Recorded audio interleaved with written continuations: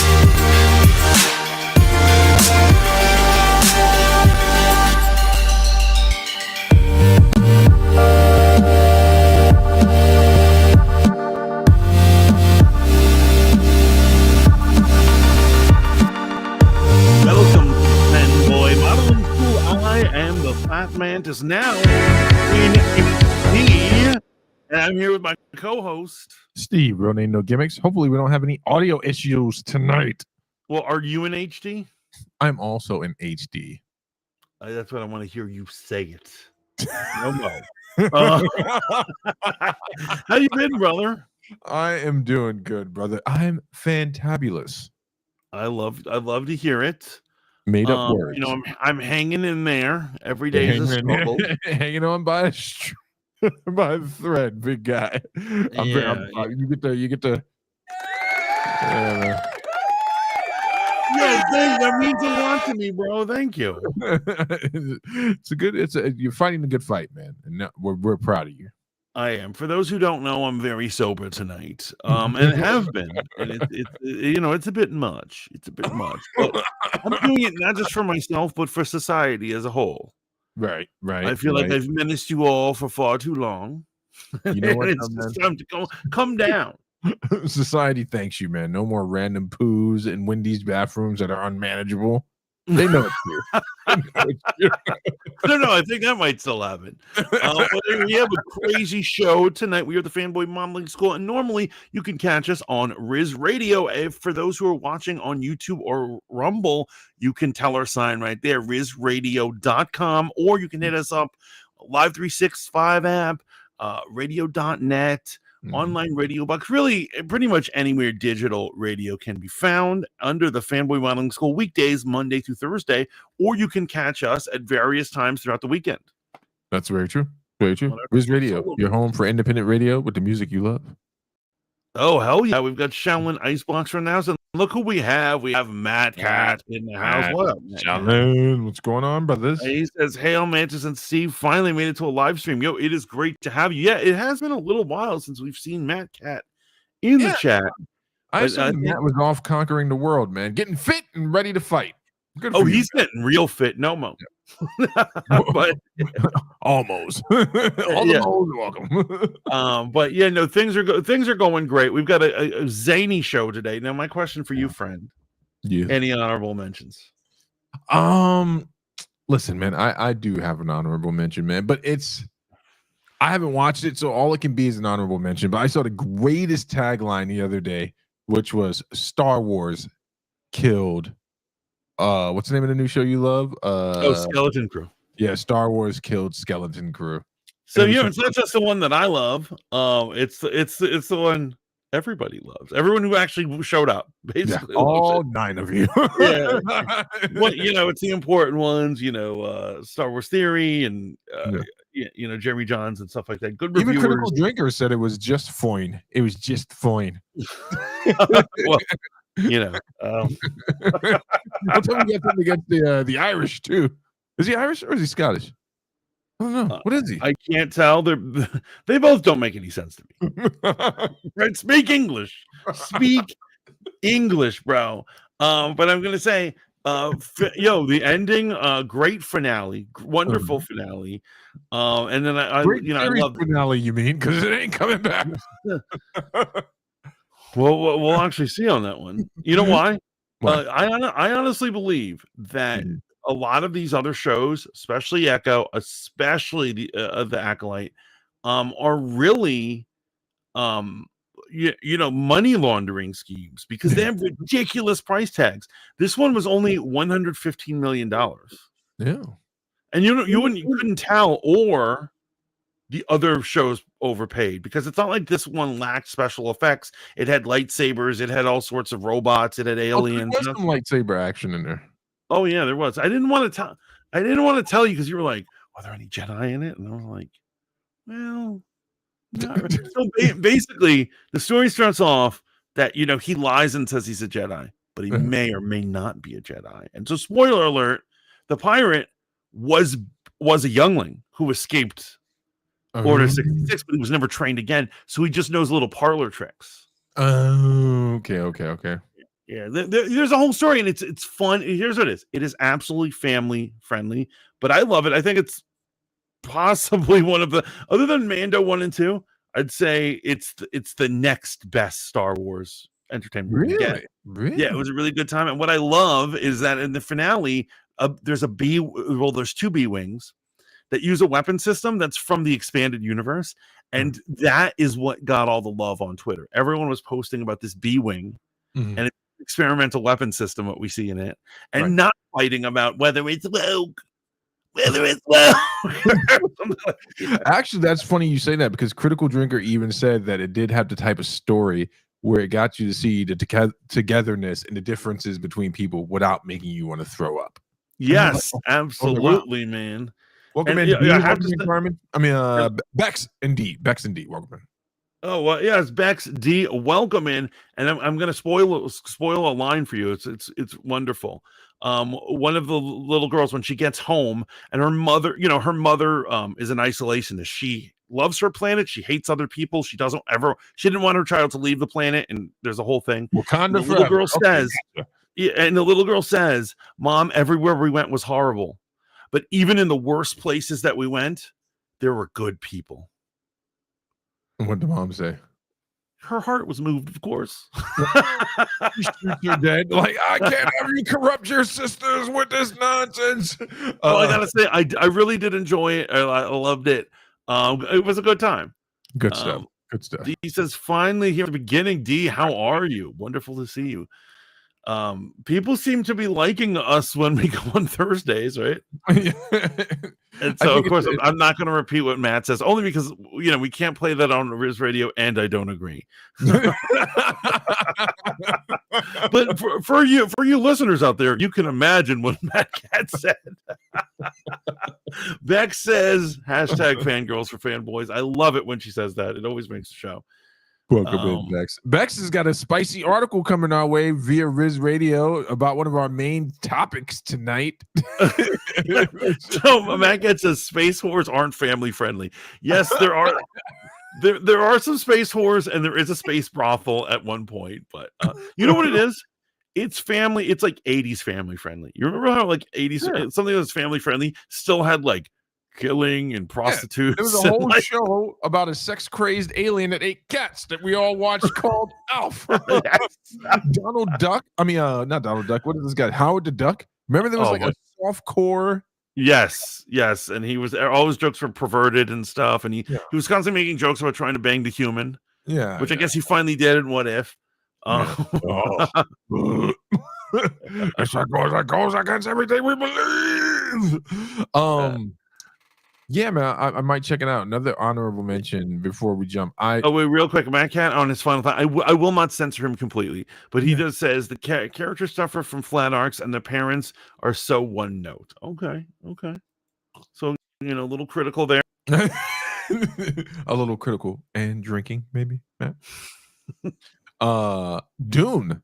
Are you watching Dune? I have not tuned in. I keep forgetting to watch that. And so I'm going to talk about another show super quick just to talk about Dune. So I've been ignoring all the shows, right? Most of the shows. I'm like, I didn't want to watch The Penguin because I'm like, it's too different. I didn't want to watch Agatha because I'm like, she doesn't deserve a show.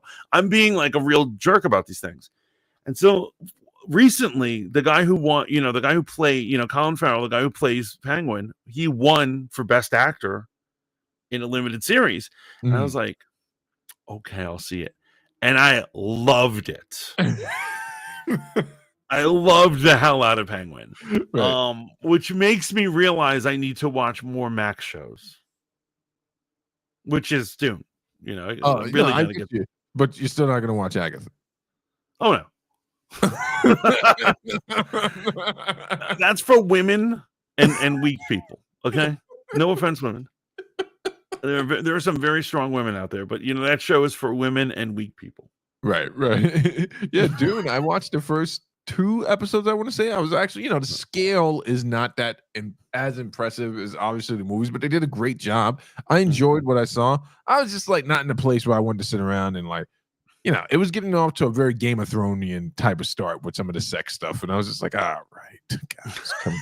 You know what I'm saying? I'm turning into a prude, but it's just like, can we get back to the sand people prophecies? What does this Right. gratuitous scene have to do with anything? It's just Well, like, that's the important thing, and also they're Max, right? So they're HBO yeah, basically. So they're gonna have those twisted sensibilities, that are just gross. yeah. Is it just one writer that they bring in there? Like, all right, get Jeff in here. We got to start. Yeah, it's time to talk about the sex scenes. And Jeff is just, And he's like, "Do they have to talk? Well, can they be having sex while they talk?" it's just disturbing, man. Matt Cat's review on Dune Prophecy. Dune Prophecy is so boring. I guess all our shows, all the things we like, are getting trashed tonight. D says, "Oh no, are you serious, Matt? The Penguin was all right." He said, "Okay." I thought, the Penguin was really good. Here's what I'm saying. Once again, it is not the Penguin, although I like this Penguin better than the real Penguin. Yeah, I've never been. Well, first of all, Danny DeVito as the Penguin will go down in history. That is like the most memeable, and he was great in it. Let's just Yes, yeah, that absolutely is the amazing. Penguin. He is the Penguin, but this is more.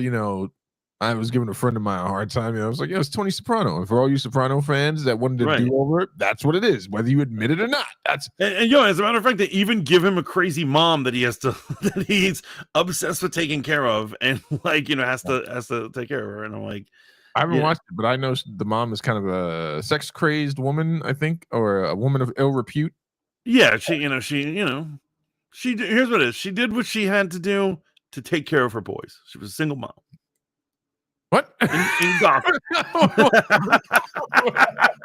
What are you condoning right now?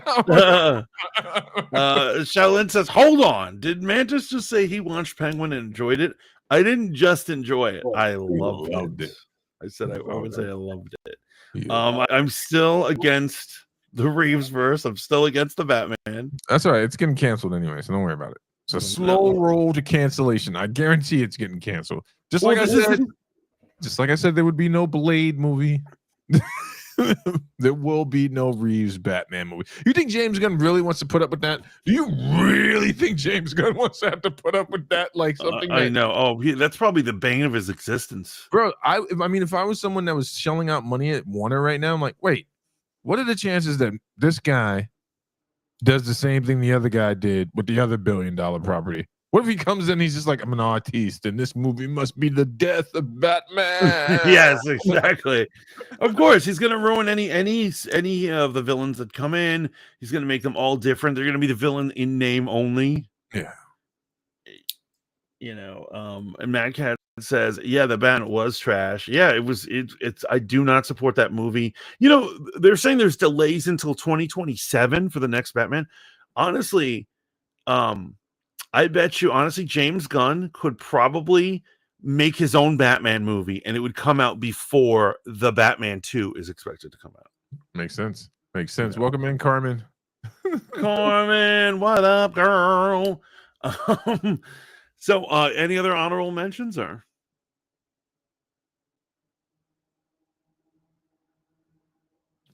No more honorable mentions for me. All right. Well, moving on from that one. Okay, as long as we're talking about comic books, as long as we're talking about things, we should talk about the trailer that everyone is talking about. And there's none other. The trailer for Creature Commando, the final episode. That's not what you're talking about, is it? Don't make me come over there. I am, of course, talking about Daredevil, Born Again. This is the show we've been waiting for forever. It's not going to have 18 episodes like Kevin Feige blatantly said at Comic-Con. He literally said, he's like, there's going to be 18 episodes. And I'm not talking about multiple seasons. That's all in just season 1. He said those words. Are you sure this is 9 episodes? You sure it's not the Mandela effect? No, this is true. I mean, other YouTubers have the video out. Yeah, but other YouTubers also said that Sinbad played a movie where he was a genie. Yeah. The video is real, bro.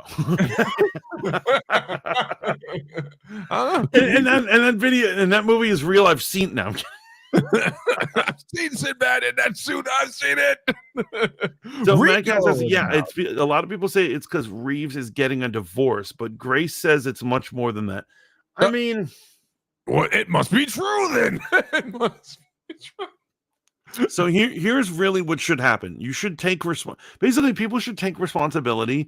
And so like if something is happening in your life that's preventing you from doing your thing, you should hand it over. You should be like, I can't work on this one. I'll work on the next one. You know what? I did have another honorable mention, man. And it was something we were chopping it up about in the group chat the other day, man. The rumors, the wild rumors, all types of rumors in regards to the recasting of T'Challa. No more time jump. That's what people were saying. Straight up recast. Like we're bringing him back from the dead. What do you think, bro? I don't believe that's happening. I think I already know what's happening. I think I can kind of smell how Marvel does their things. And so you know how they're trying to bring back the old Avengers, and the rumor is that in Doomsday they're going to have to fight the evil Avengers, right? And so all of them are going to have evil. Amazing. Rules. Have I told you how much of a great idea that is? I don't think I've really impressed you. How excited I am about that. Oh man. So my thought process, I bet you the actual person they're casting is the evil Black Panther. I bet you anything that's what they're doing. I know it's disappointing to hear, but it makes sense, doesn't it? No, I mean it makes sense from like a WB type of thing. Like, Marvel is basically WB now, and you need to just realize that at this point. Bro, nothing can ever be the WB. Let's just give the WB the props it deserves. No one is willing to go to the places the WB and then the CW was willing to go to. They're like, what else can we do? Like that's strictly a Warner Brothers. CW did some great experiments. They did some really great, crazy, and some of their shows for at least for a while were utterly amazing, and then they would turn horrible, right? You know what? I take that back. Sony's the new CW. They're willing to go where no property is willing to go. What up? Rico, welcome in. Okay, I'm sorry. I think that's offensive to say that Sony and CW are anywhere on the same plane. CW is way better than Sony. It's true. I'd rather watch any single episode of any of their shows, including Legends of Tomorrow, than a Sony superhero movie. I was gonna watch Craven the other night, and I was like, I just don't have the time for this. I'm not gonna get this time back. So getting into Daredevil's trailer, you've seen it? I love it. Thought it was a great trailer, man. Thought it was a return to form. I'm happy the Daredevil that showed up in She-Hulk is gone. Yeah, didn't want that guy. Sorry. Never read that comic where he's just like swashbuckling and having a good time. Never read that Daredevil comic. Well, you know what it is? It's I understand this, that like because she's a comedy, anyone who shows up in her show will end up being a comedic version of the regular. I get what they were going for there. I forget what it's do you remember the superhero Slapstick? Yes. Like Wolverine would show up in his comic and start busting jokes. Yeah. I was like, Wolverine doesn't sell jokes. What is this? And I realized it's the nature of the comic, right? And it is what it is, but like originally I thought there wasn't enough to analyze. I actually consider this more of a teaser than a trailer. What, the new trailer just dropped? Yeah, the Born Again one. I feel like they didn't give us enough. I think there's a lot to break down in here, man. Okay, so hit me off, brother. I don't suppose we could play the trailer, right? No, we can't play. Can at the risk of being shut down. Yeah, I guess. So okay, here's what I loved, right? Obviously, they're borrowing from a few different arcs and Daredevil lore. I love the scene, the opening scene of him and Fisk sitting together. And this I scene love was, that. of course, correction for the bad version of Kingpin we got in Hawkeye, right? And I didn't even finish Echo, so I don't know what the story arc was there with him. I think he was trying to take over a Native American reservation, which is horrible. That dastardly white man is trying to take over the reservation. Yo, you know what I do love, and you know what they've actually done. This is actually brilliant. It's clear what they've done. They've made Daredevil's other appearances and Wilson Fisk's other appearances optional. Yeah, like you could not watch those series and you still haven't missed a beat. Like, remember how they had Kingpin lose an eye and then regain an eye and do all this stuff, and it's clear they're not even going to talk about that. They're going to pretend like it never happened. They're going to treat that stuff like that little girl that was on Family Matters, the other sister. Remember there was another sister on Family Matters that went upstairs one day and never came back. She's like that Twilight Zone episode, a little girl who fell through the wall into another dimension. Exactly. But yeah, I love that they're doing the thing with Fisk taking over as mayor. I really enjoy that arc, and I really enjoy how that plays out. It reminds me when Lex Luthor became president in DC Comics for a little while. You love to see that type of stuff. But what I really enjoyed about this video was, did you happen to notice there was a high emphasis on the bone breaking sound effects in this? Every part of the trailer that was broken into a different chapter or segment was either preceding or after someone got something broke on their body or got throttled, thus setting us up to let us know that, hey, this is going to be some good fighting, man. And I don't know if you caught this, man. There's a few scenes they show of Fisk beating someone literally to death on a table. And I'm like, I don't know what that dude did, but I'm pretty sure his head came off after the last punch. And right. I'm looking forward to it, man. Absolutely. Typhoid Mary in this. That's the only thing that would really, really land this. If they bring Typhoid Mary in any way, shape, or form, I know it's supposed to be like White Tiger. I don't know who asked for that. I know there are White Tiger fans on there. I don't get that one either. So White Tiger's in it, and then Muse. And what annoys me is that their costumes are similar. Yeah. So that's going to be annoying. And then also they didn't show Bullseye's costume, and I have high hopes that it's going to be comic accurate. They showed Bullseye outside of his costume, but you know how Daredevil. Well, one, I'm going to agree with you. I love that diner scene, and it's amazing that Wilson Fisk is like, well, this isn't totally horrible, like sitting with him, but I love it and somewhat pleasurable. Right. And like I actually love it when arch nemesis have normal conversations. They're forced to have normal conversations. Dialogue. But remember, he's like, what made you give up being a vigilante? And Daredevil's like, lines were crossed. Yeah. Right. What lines? So and I never watched the last season of Daredevil on Netflix. Okay, it's I don't think they're not referring to anything that happened there. Oh, okay. Matt Cat says, I hope they don't kill off Karen and Foggy in the first episode. I have a feeling they're going to do that. That would piss me off. So I have a feeling. Nothing would make me happier than if Foggy died, man, because I'm still not over how weird his longing for Matt to live a normal life was. I agree. It is weird. It's weird. It's weird. In the immortal words of Rachel Zegler, it's weird. So I actually I don't think they're going to kill Karen. I think they are going to kill Foggy in the first episode. And I think it's going to be a flashback. Like the thing that makes him quit is I think Bullseye is probably going to kill Foggy. Because they actually show Bullseye and he's in prison garb. Like they have him like walking in prison, and so he goes to prison for some reason. And so I have a feeling that like Foggy, I really hope they don't kill Karen. I love Karen. Even though her comic book fate is not so great. Yeah, then she gets thrown out on drugs, and then Bullseye winds up killing her. Like he's the second woman that he kills. Yeah.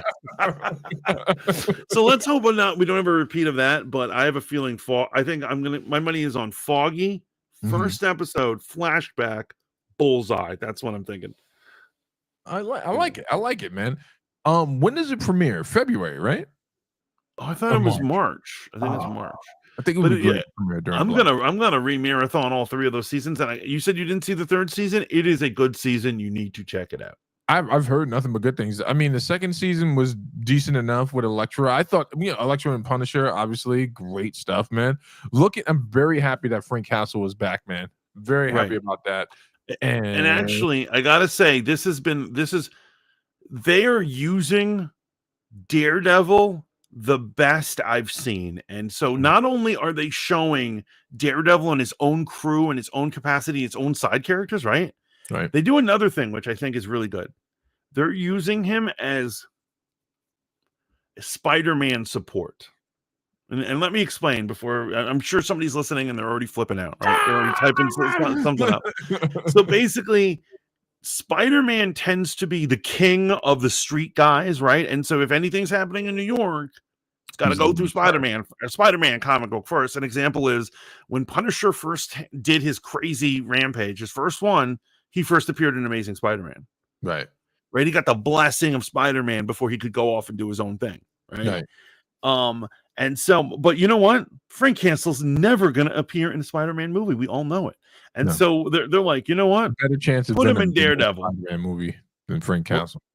It's a better chance of Venom actually being in the Spider-Man. I still have my fingers crossed. Spider-Man 4, the fight between Eddie Brock. It's gonna happen. I'm telling you. And then and then Noel's gonna come down. It's gonna be great. You're right. Yeah, I love that and I've always felt that the Punisher and Daredevil, even in the comics, paired with each other much better, man. Yeah. Isn't there an iconic shot of the Punisher shooting Daredevil dead in the chest? Remember that? Yeah. Remember that? Yeah. There's a lot of great. Actually, the Punisher is in a lot of iconic panels. Yes. Either he's getting his ass kicked or he's doing something horrible to somebody. Right? But and so I feel the same thing with White Tiger. Now, I don't really have any love for White Tiger. He's not on my radar. But I have a feeling like instead of putting him in a Spider-Man movie, they're like, let's put him in Daredevil or whatever. And so all the sub street vigilantes, they're gonna have to go through Daredevil, which makes sense. Yeah, absolutely. Bro, I'm like 2 seconds away from let's put Bucky with those guys. Let's get him out of here. Now, here's the real question, man. Hopeful mentions from the audience and from Mantis. Who do you hopefully see in this? Now, I like the Jessica Jones. I actually really enjoyed that series, man. Yeah, it was filled with a lot of narratives and some questionable stuff. And they even turned Doctor Who into a rapist, which makes sense. But I wouldn't mind seeing Jessica Jones and Luke Cage return for the show. I would go nuts to see that. I wonder if they're ready to do that, if they're taking the time. I have no, you know what it is? I am truly baffled. I do not know. This is the one time that I don't have any weird predictions on it. I for all I know, they're all going to show up. Or none could show up, and neither thing would surprise me. I definitely want to see Luke Cage again, Jessica Jones again. I want to see an Iron Fist. I don't know if I want to see the Iron Fist.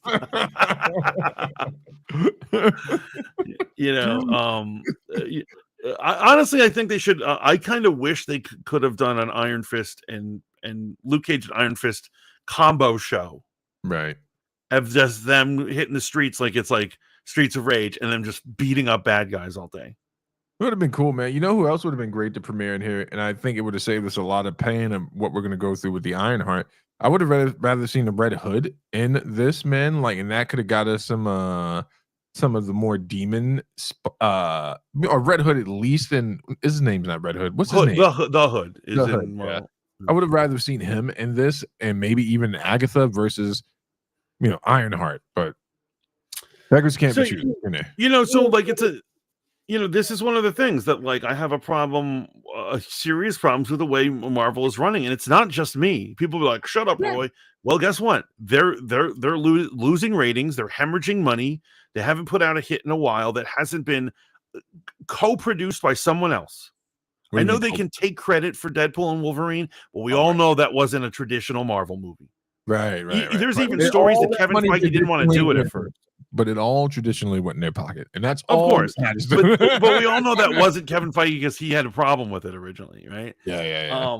But like this is the problem. They are moving too slow on these stories. They need to add more characters. You can't have Agatha go on for 8 episodes and it only bring us Wiccan. Yeah, That's ridiculous. You're right. That show could have been a vehicle to all sorts of characters and things. yeah. They're scared of their old formula, and I don't know why that is. But here's the refreshing thing about Daredevil in this sense, man. 8 episodes. If they follow the Daredevil formula, which is dark, gritty, everything you come to see with a Daredevil show, some vigilantism, I think it's gonna be a good time, man. Now, I'm glad they didn't give us too much because I am still recuperating for the not Heroes for Hire. What was the name of the show where all 3 of them they all came together? Luke Cage. Defenders. Oh yeah. I need more time and more space away from that. Honestly, what I want dragons, I tell you. Well, yeah, right. The bones of New York are held up. New York is being held up by dragon bones. Yes. And like what? Oh, the Ninja Clan, the Hand, is run by a white lady. Right? Like what? This is like an ancient ninja clan, and it's like Bondi Weaver is their leader. She knows no kung fu. But wait, they were all like immortals that went to the Iron Fist land or something. It was just strange and convoluted. It was we just need to get away from all of that, man, and get back to Daredevil. I would even mind seeing Stick show up again. Was that his name, Sticks? Remember the crazy? Yeah, Stick. Yeah. Oh, he was a bastard in the Daredevil show. Remember? I'm saying mainly Daredevil really is the crown jewel of those shows. Yeah. DT Dubs, thank you, my man. You got this. You got this. Matt Cat says, Steve, I was thinking the same thing. They need to bring in Typhoid Mary. Typhoid Mary is the bomb. If they really went 18 episodes, I assume they're breaking it up into 2 seasons. But yeah, I would love to see Typhoid Mary. I would love to see a bunch of stuff going. You know what I really loved is in the trailer when he opens up to get his uniform and he has the 5 different types, and he has like the armored silver one, right? The metallic one. He has this yellow one when he wants to bang She-Hulk. They even have his black one in there. Which I have a feeling he's gonna don this season. I have a feeling he's gonna put on the black one. I'm looking forward to it, man. I think it's gonna be a great time. Great trailer. Go check it out, man. Do we have any other comic book news before I hit the pause on the record, or anything else you want to say? Because we got some weird political stuff to get into, and I'm actually kind of excited. I got my second win thinking about it, but okay, yeah, no more. All right. So Mantis has a crush on the new clone that they put up on the daily on the comment section. And in his crush, he's been evangelizing on her behalf, and he's like, come on, Steve, come on, just give her a chance, come on. And I'm like, okay, I'll give her a chance. So tonight I'm gonna give her a chance. I'm gonna give the clone a chance to see what her opinions and thoughts are on what topic is this. So this Red Note, for those who I have a feeling that a lot of people in chat are going to know what's going on with Red Note. And so, as we all know, Sunday is the last day of TikTok. I know a lot of people are just hoping, and I'm hoping too. I haven't deleted the app. I'm waiting to see something happen. Right. Although, you know what? Both me and Riz Radio never took off on TikTok. So for me, it's no harm, no foul. but if you were making money, if you had mad hits, you had mad followers, man. I feel for you, man. My heart goes out to you. Imagine you build an empire on an app and the app just shuts down. And you know what's crazy is that it does not translate over to like YouTube Shorts, and you can't get paid on Instagram anymore because for some reason they had Instagram TV, and that kind of sunk the partnership, the partner program. But you know who I blame. You know who I actually blame on that whole thing? I actually blame teen girls who call themselves Instagram models. And so there's a lot of on Instagram. And, it might also be the adult hoes who are Instagram models. Right. But what I think it is that these people were getting massive amounts of hits, but people don't they were unable to sell things. It's you know what I'm saying? Like, because it was like thirst traps, right? And so the question is, and I'm sure Zuckerberg thought about this, he was like, well, this Instagram model, a million people watched her reel, but nobody's listening to what she's saying. They're just looking at her. They're jerking off or something. Right? And there were so many of these models. Like, I'm an Instagram model. I'm an Instagram. People were putting it in their bio like that was a job, like a real job. Yeah. I just don't. I think they realized hits don't actually mean engagement. Yeah.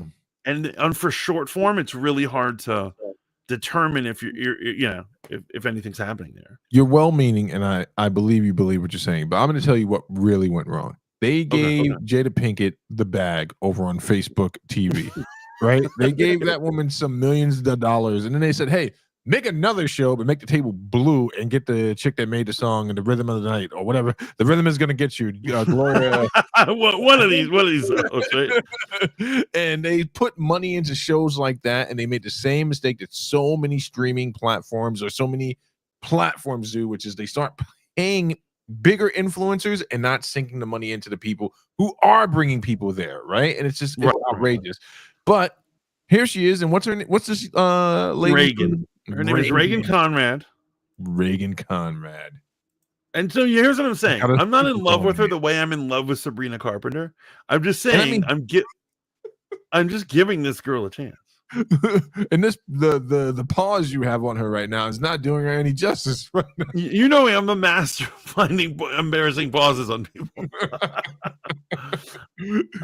Let's see what poor Reagan has to say. But yeah, here's what I'm saying. I definitely do agree with you that for a lot of platforms, when they're paying for these shows that do nothing, and YouTube did the same thing. Do you remember YouTube for a while was making YouTube originals? Oh yeah, that was a bad idea. And like nobody watched it. Like I watched what's it? Jordan Peele did a show there, and so I watched it. It was all right. It was like called Weird City or whatever. But I know no one else watched it. Like these guys are just wasting money, and YouTube's so rich it doesn't matter, right? But Facebook. No, Facebook didn't have the chance. Your grandmother's not trying to hear the complicated thoughts and vocational patterns of Jordan Peterson and what he thinks of the Bible on Facebook. She's not going to talk about that type of stuff. But go ahead. Poor Reagan. Look at her. Look, poor her. You know what she actually said in one of our episodes the other day, and I like this. She said, supposedly anyone who likes me is a bot. And she's like, but you non-bots who are out there and who are encouraging me in the comments, I see you and I appreciate you. Oh, the good bots. Now, I never leave a comment, but I still feel like I'm technically one of those. Beck says her eyes are too close together and has stumbled into never mind. Okay, you know what? She is not a beauty. I just dissed this poor girl. She's not a beauty queen, right?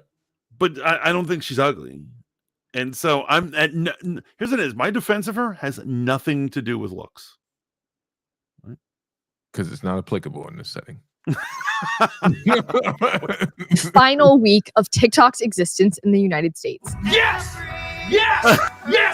And though it is a dark week for many, they are finding refuge in a new app called Xiaohongshu.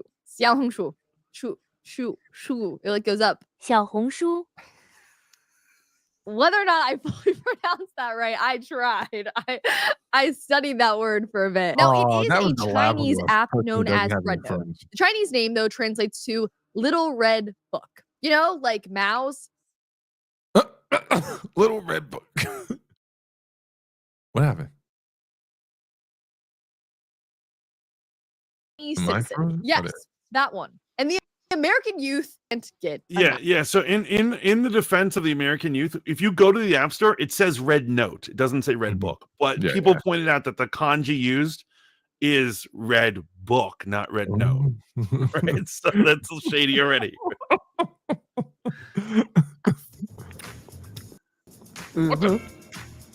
Now that's what I'm talking about. Why am I not surprised? Now throw a comment, like this video, and subscribe to this channel if you would like to provide us with a little sprinkle, a little glimmer of hope during this dark, dark week for Gen Z. Now, as a reminder from a previous episode, the Supreme Court is currently deciding whether or not a so-called TikTok ban is constitutional. The deadline is January 19th, since that is the day that TikTok is set to be banned across the US. That day is looming, and things are not looking good for TikTok. So TikTok users decided on a better place. Matt Kitts says I'm not watching this backstabber. Chinese platform. I feel pretty sorry for the next guy who We won't watch looks the at me whole funny. video, I promise. What about that guy? Two of them, actually. Red Note and Lemonade. The apps aren't exact replicas of TikTok. They are. Sheldon says, I feel like I'm watching a synthetic copy of the other girl. Damn. You know what this is, Mantis? You know what this is? It's like you just broke up with the other girl and then you brought this one over and it's like, what is happening right now? What is this rebound? Actually, you know what? I'm going to respond to my friends, even though I'm going to continue to support this chick. And trust me, I was like, I wouldn't say it was the first to support Brett's new channel. Yeah. But like I certainly jumped on there pretty quickly. I'm going to support them both. But I hear you guys. You don't like her. We won't use her as a video. No, we have fun making fun of her. That's the point of this. Let's keep talking about it. This is similar to a combination of TikTok, Pinterest, and Instagram. And here's a taste of the more popular one. Says I preferred the brunette. Little Red Book. My disappointment is immeasurable. This is the app. The Chinese people are trolling everyone. They're saying, give me your data. They are trolling Americans on there. This is so funny. If you guys don't have the app yet, honestly, it's so wholesome. It's so cute there. If TikTok is going to be banned in the US, I want to be where the Americans go. I'm sorry. I want to be where everybody's going. So everyone's so nice on there. This is better than Reels. I'm so sorry. A lot of this is so funny, especially how the Chinese Gen Z are reacting to this. They are just trolling us. They are, so I gotta say something. And with this old man comment of the night, I've already said a couple tonight, right? I've already old maned it up. And I'll say this. You know, the girl was like, "This is so much better than Reels." There is no difference between TikTok and Reels and the Instagram Reels. Oh, okay, gotcha. You know what I'm saying? And I know young people are like, they're totally different. They are the exact functional same thing. They're just a long view video. What? I prefer YouTube Shorts. Yeah. And I'm sure there are some people who are like, it's not the same as TikTok. Okay, boomer. They're being hilarious. So all of my concerns that are going to be evident in this episode are directed at their government. What up, Rogue Radio? I just want to make that clear because they're being hilarious. Yo, Rogue Radio, I love the fireball hairdo. Amazing stuff. You need to make a new video on your YouTube channel just to show off your new hair. There you go. Hilarious. Someone said they may take all of our info, but at least they're nice about it. Someone else said, I see Luigi edits on Red Note and American refugees, which Luigi. You're doing great, baby. Oh, we love you, Luigi. Yeah, that Luigi has already made a huge celebrity name, apparently, in the Red Note Chinese social media world, not to use it. Very concerning. I've already ranted on him, so I'm going to leave his name out of my mouth and continue on, but concerning nonetheless. I just downloaded Red Note. And I don't know how it works necessarily. Go outside, bro. There's a post that says, Chinese people, how do you feel about Americans coming to this app? Looking to get absolutely jacked. Sorry, guys. No, just looking for clean protein. App. And the top comment I saw from a Chinese user was, in the club, we all fam. I already love this app. Hey! Do you know them? No, but in the club, we all fam. I love the youth. I love the coming together of all of the jokes, but I don't love what is happening here. Someone said, they're so nice. I haven't felt that peace in an app since TikTok. Another said, Red Note is such a safe space. Is it though? Like, is it? We're going to get into it a bit because I would argue. So you know what? This is more Chinese than TikTok. So to explain the whole TikTok thing. So the app we use, TikTok, you know when people say Chinese TikTok, it's literally a different app. Right. It's the same mechanics and the same company runs it, but they run two different apps. You know, you download it. If you're in China, you download one. If you're in America, you download the other. And stuff. But this one, Red Note, doesn't separate. So you're literally, it's the way, like, remember when we would go on Spoon and go to Korea? Yeah. It's like that. You're like literally going on to some other country's app. I mean, let the kids have fun, man. They want to. No, they should not have fun. No fun will be had. The internet is not about fun. Okay? 3-hour-long documentaries about World War II or Rome. That's what you should be watching. Or January 6th and its righteousness. It's not. For more reasons than one, for all of you safe space lovers. Another said, I feel like we just transferred to a new school. And the creator said, gotta find a table. What is going on? Another woman said, imagine in 20 years, Mandarin being the second most common language in America because all of the teens learning it from the TikTok ban. I just realized something. She's like a new streamer, man, and she hasn't really landed on what to do with the ins and outs.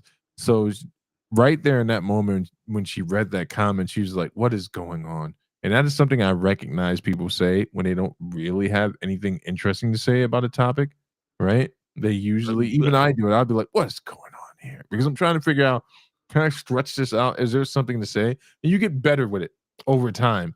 That's the problem with it right now. She's like that Spoon live you go into, and it's got a really dope background. And you're like, oh, this is going to be great. And then you realize, like, oh, man, I'm the only one in here. And it's too late for me to get out now. No, because they already, I see you, and they're like, hey, Steve. Where are you? Where are you hanging? No, but like, you know what it is? It's when you go to a Spoon live and the person is trying. Because obviously there's the Spoon lives where someone's like, I'm playing a video game and they're barely talking or something, right? But you're right, she's trying, and she does. That was a really good observation you just made. She's just not hitting it. I mean, it doesn't mean she won't get better at time. It's killing me. She looks like something, but I can't place it. I'm gonna figure it out though. Some sort of animal or something. But you know what's actually funny? All the TikTokers, this is almost ironic, are gonna know what a Spooners felt like. We're a small group. We were a minority, right, of people who had to love this app, and the app went away, and then we were like refugees. We remember we called ourselves Spoon refugees at first, and so now people are already using the term TikTok refugee. Oh, that's depressing. And so now thank God, this is what a vengeful bastard I am. Thank God the rest of the American youth will know what I went through, and they will know what my pain is. I want to know from the audience, is anyone here deeply impacted or, you know, affected by the banning of TikTok? And do we actually think it's going to go dark on Sunday? Like, is this really going to happen? Because they have to Sunday to sell, right? They could sell it to Bill Gates or someone like that. So there's even more stuff about this. I wonder if she says it in her video. Oh my God, let's keep watching the video because, I think she does address it in this video. Because who it might go to is also pretty interesting. Because these apps are all completely in Mandarin. 你好. But the American TikTokers don't seem to care. In fact, they're going out of their way to learn it. What's not clicking? What's not clicking? Everything about this is just crazy. If you move to the app, Red Note, like pretty much all of us, and you're having trouble getting around the app, here's something that I did. Obviously, it's not in English. I can't figure out a way to switch the settings to English. So what I've been doing is just taking screenshots of like when you fill out your profile or you pick your interests or even comments that I receive. And I put the screenshots into ChatGPT and I tell it to translate to English. Who wants to do all that? The problem is I can't fact check this. So I'm not sure if it's 100% accurate, like the responses that chat is giving me. It's probably I'm gonna have to say it's close enough for now. I mean, that sounds like a lot of work, but I would not be surprised if things are getting lost in translation here big time. Honestly, I probably need to take a Mandarin class just to even get through this episode. But honestly, it's I think it's cute right now because right now it's in America, it's the #1 downloaded app right now. Is it? Yeah, but I don't think it's sustainable. I think people are going to give it a shot, realize it's like I can't read all this, and just be out. Yeah, I'm surprised. Why wouldn't someone's got to break it down for me? This is where I'll give into my boomer mentality. Why aren't they as successful, say, for instance, on the only other platform that is monetized for shorts, YouTube. What's the difference there in the science and the alchemy? Why can't they just move over to YouTube and bring their community with them? I know you're going to lose a fraction of them, but what's the deal there? Like, someone make it make sense. Because you know what it is, the young people are all about new. They want something new, and YouTube is old, and that's what it is. And so, yeah, they don't want to go to like you said, a tried and true app that's solid and has money and is big and everyone uses it. They want to have their own exclusivity. Remember when Instagram first took off? Yeah. It was originally a vacation app. You know about this? It was marketed as show off your vacation pics, and a bunch of pretty girls went on there, and they were just taking selfies instead. And that brought, and so originally when Instagram got big, or when it was starting off, it was like no one else was doing it, right? And so it's the same thing. And so I think what it is the kids are looking for something new that the old folks don't get. Right. I guess so. It's more about the space itself. They built up the space, they're familiar, their community and stuff like that. Well, here's a crazy thing, right? Maybe you should have spent more time investing into your Discord, you weirdo. Yeah, no, it is just funny that that what we went through with Spoon is happening and all throughout America. They're getting a shutdown notice for Sunday, and then also, I don't know if this is true. This is going around Twitter. People are saying that it's going to be considered like a crime if you use a VPN to go on TikTok after Sunday. I mean, it's taking it a bit far, but okay. I doubt they're going to really be arresting people. No, I mean, who's got the time to prosecute that type of stuff, man? Maybe Trump. Trump. He'll find the time. In the middle of the speech, he's like, and here's the list of the TikTokers that will be put to death for using their VPN. Did you really think VPNs work? He's going to have a parade where they're hanging people. I will be reenacting Primo Nocto. Primo Nocto. That could possibly take at Hillsdale College. Now, what I can't tell you is if they do teach Mandarin at Hillsdale College, but I can tell you that it is have that happen. Your horizon. Brain aneurysm. Wait, Beck said language of English, and half of this the Muppet Walter. Damn thing. With this, I got on Red Note for like 2 seconds. I got right the fuck up off of it. I don't got time for all of that Chinese shit. I don't understand a damn thing on that motherfucker app. And I've changed the language to English, and half of the shit is still in Chinese. I don't got. It would give me a brain aneurysm. She's just like, absolutely not. That is a pain in the butt. Like, respect it, but I'm American. I do not speak Mandarin. Why would I use a fully Mandarin app? Just common sense. Yeah, the Chinese was also going around TikTok, and this one is. Black Panther. Do you speak any English? Oh.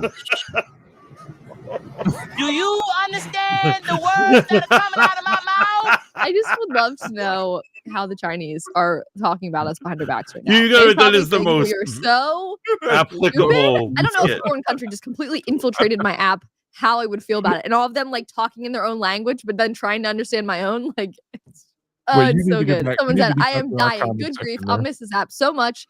Wait, what's going on? You need to get back over to our comment section. Rogue says, I honestly left TikTok just before the Gen Z invasion. I couldn't care less. Beck says, I'm gonna miss my perfection of an algorithm on TikTok, but that's it. RIP. Rico, the algorithm gonna get ripped and placed onto a bunch of different websites and apps. Watch. And Bexley, frustrated, says, Walter, she reminds me of the Muppet Walter. Oh my god. Yo, check this out. My chat is not moving. Your chat's not moving? I don't have any of that on my chat right now. Something like my chat died or something. Speaking of apps that piss me off, I use one stream to stream guys, and I have to say there isn't a single time we streamed that I have not been pissed off at this app about something. But it's cheap. And in the end, is that not what's important? Cheap and easy. That's are you able to put the comments on our screen or no? You know what? I don't think so. No, I can't. I'm sorry. Well, Well, then for the rest of the episode, you got to be the reader. You got to keep up with these guys. That's assuming that the chat's still there. Hey, you guys still there? Yeah, show us some love in the chat, which I won't be able to see or read, when I will feel your love from the distance. All right. Goodbye, Reagan. But wait, what was the thing that you were hoping that she was going to talk about? Who's going to buy it? Will she talk about it? And why isn't her thing broken into chapters? You know what? You know what? She did not talk about it. And however, there is already video evidence of this, of him talking about it. So originally people were joking around. They were like, Elon, you need to buy it. Elon was like, maybe I'll buy it. I don't know, and all this stuff. And so you know who stood up and was like, I want to buy TikTok and save TikTok? Mr. Beast. Oh, now here's what I'm saying. Mr. Beast is ridiculously rich. And so people pointed out, they're like, he's not rich enough to purchase TikTok. It's like way too expensive. However, today he got out of a meeting, and I saw on Twitter a quick video of him coming out, and he was like, I was just in a meeting with several billionaire investors. Oh boy. And he's like, and we're seriously talking about buying it and making me the CEO and face of TikTok. Oh my goodness. Yeah. That's boom, insane. Look at that chat over there. Hello, guys. Mr. Beast is the Antichrist, right? Is that I'm glad you said it and I didn't, because yes, but I'm always saying that. I'm always calling everyone the Antichrist, right? So but yeah, no, he is the Antichrist. But what are your thoughts? You think it would be better if someone like him saved it? I mean, I don't see. I mean, how? So if he does say it, let's just look at it pragmatically. For the people who are actually making money off TikTok, not just from advertisement, but actually making money off the clicks and things of that nature, do people assume just because he buys it that he's going to keep it monetized, or it's going to remain monetized that quickly? There's going to be a bunch of stuff that has to be worked out, like the copyright music. All those contracts were with the original parent company, I assume. I don't know anything about this type of business, but I assume anything that was that complicated to get cleared isn't just going to transfer over that easily. There's going to be a growing period, some pain. Of course, just like Twitter. Remember, like Elon Musk, he bought it. He's like, I'm going to fix it. And it's been nothing but headache for him for a while. Yeah. Like things have kind of calmed down over there, but for a while there, people fluctuating, people leaving, threatening to leave, people coming back. It's like an endless thing, making right? Documentaries. Yeah, documentaries. And so Rogue Radio says Mr. Beast has been accused of hiring a diddler on his team and using slave labor in his chocolates. And so yes, that's a thing. Okay. I didn't know. Here's what it is. I am aware. I think of the diddler stuff, right? And so I think the diddler stuff are the accusations of his trans friend, right? Yeah, I believe so. Yeah. But I don't know the detail. You know what's funny? People don't document it a lot. I hear whispers, but I don't know the details. Whenever I start rocking back and forth like this, I'm entirely uncomfortable. But I mean, it's only going to redeem his image. Yeah, I mean, people really think of him as like a really sweet guy. Yeah. Meanwhile, he's like Mr. Sinister. He's like collecting everyone's genes and making spliced versions of us in his basement. He's Essex. He is. I couldn't avoid all the damn ads for it. You're saying for what? For Twitter? Or TikTok? TikTok, I almost never see an ad in TikTok. Although TikTok is always selling you stuff, right? Oh, absolutely. It is a perfectly curated program, and it did have a pretty not sophisticated algorithm, but it was a user-friendly algorithm where you could definitely... Bex had nothing but black pixie people running around in her algorithm. Right, so right. Nothing, it's a thing you can do. So, like, for instance, there were some American versions like Trilla or Clapper. I love Clapper just because of its name. Right. And then there's Likey, and I hate it because of its name. Although I think it might be worse. I think Likey is Russian. Yeah. Or you know what it is? Even if it's not Russian, there are a lot of Russians on it, which is like a reason not to use it. Well, Rogue Radio says, I thought he was too. As far as I know, he still had yet to respond to the allegations. And because he's wealthy and he's beloved, he's going to get away with never responding to the allegations. You know? What else we got on the docket, big guy? Well, what else? I think you sent me something that was, straight out of the Daily Wire. Yes. I love. Hey, I got a term I want people to go look up. 2 terms. No enemies to my right. If you really, Rogue, this would probably be interesting for you to go look up. No enemies to my right. Just type that into your YouTube search bar and just have a good time for the next 6 hours after the show. And then also, I want you to look up a term called the woke right. Type that into your search bar. And man, I have just been enjoying myself immensely.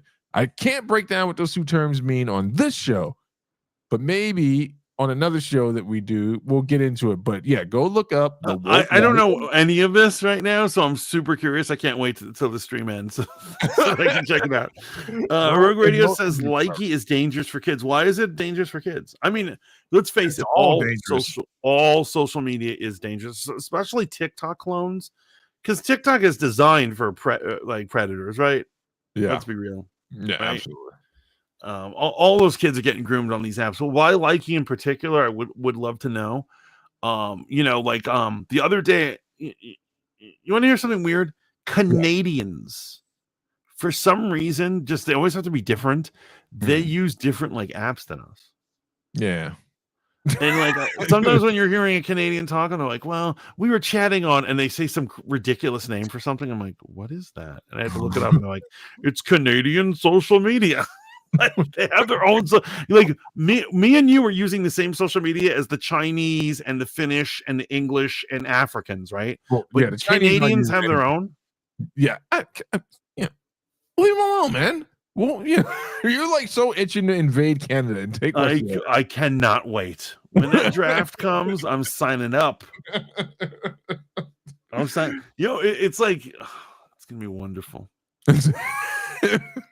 I can't wait to take a beautiful, scenic forest cabin from a hardworking Canadian.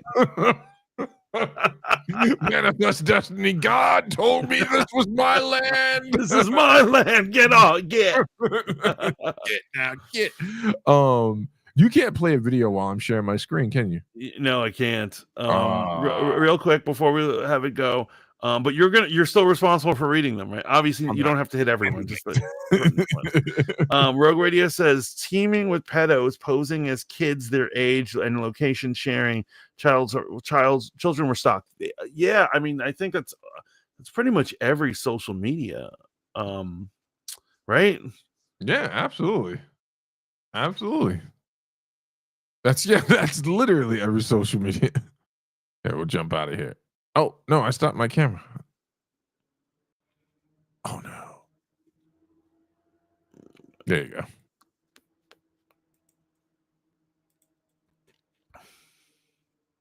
Now, we're going to get into some good old-fashioned Daily Wire bashing. That's the thing. You remember, here's what it is. I don't think we ever actively said we love the Daily Wire. I think we just happen to like several members of the Daily Wire, right? Yes. But now it's very fashionable to rip them a new one. Yeah, absolutely. And it's funny because the quartering actually looks like he shaped up his beard, man. He's looking pretty kept nowadays, man. Oh, my chat is back. There we go. What'd you do? Okay, let's hear what the quartering's got to say.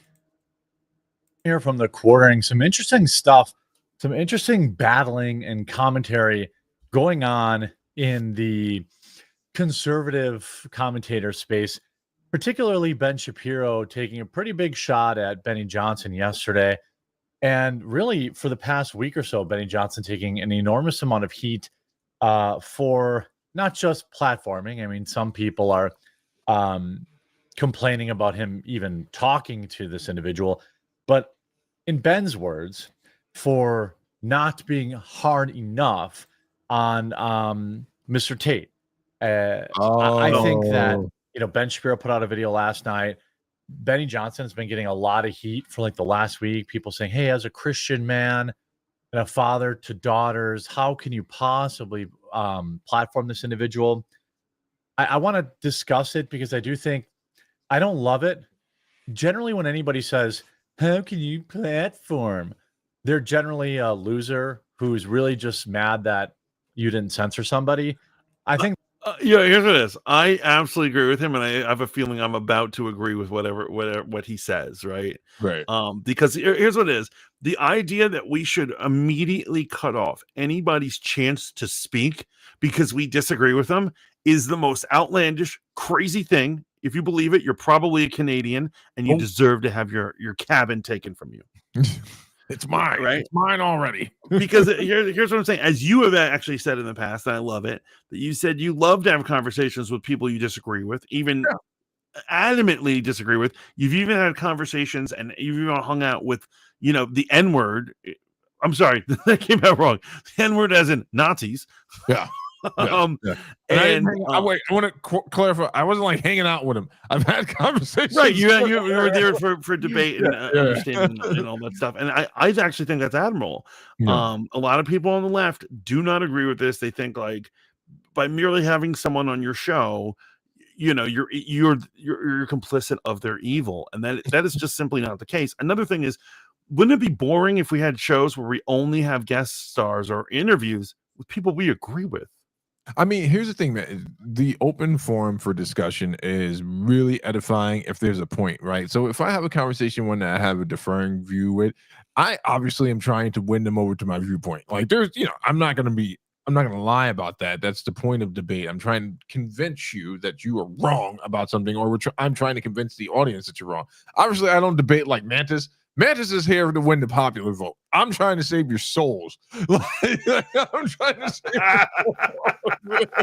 which is why you will lose the election. Rico says, "Hey man, Canada's not for sale, man." That's what I'm saying. I don't think we should pay for it. But Rico, I forgot you're Canadian. Are you Canadian? Well, Rico's standing cover story is Canadian and Muslim. If you remember, that was okay. So, peace be with your Canadian people. Just because we're Americans doesn't mean we're gonna, That's how it starts, Rico. Blankets start coming over the border, and next thing you know, everyone's getting sick. That's how it starts, bro.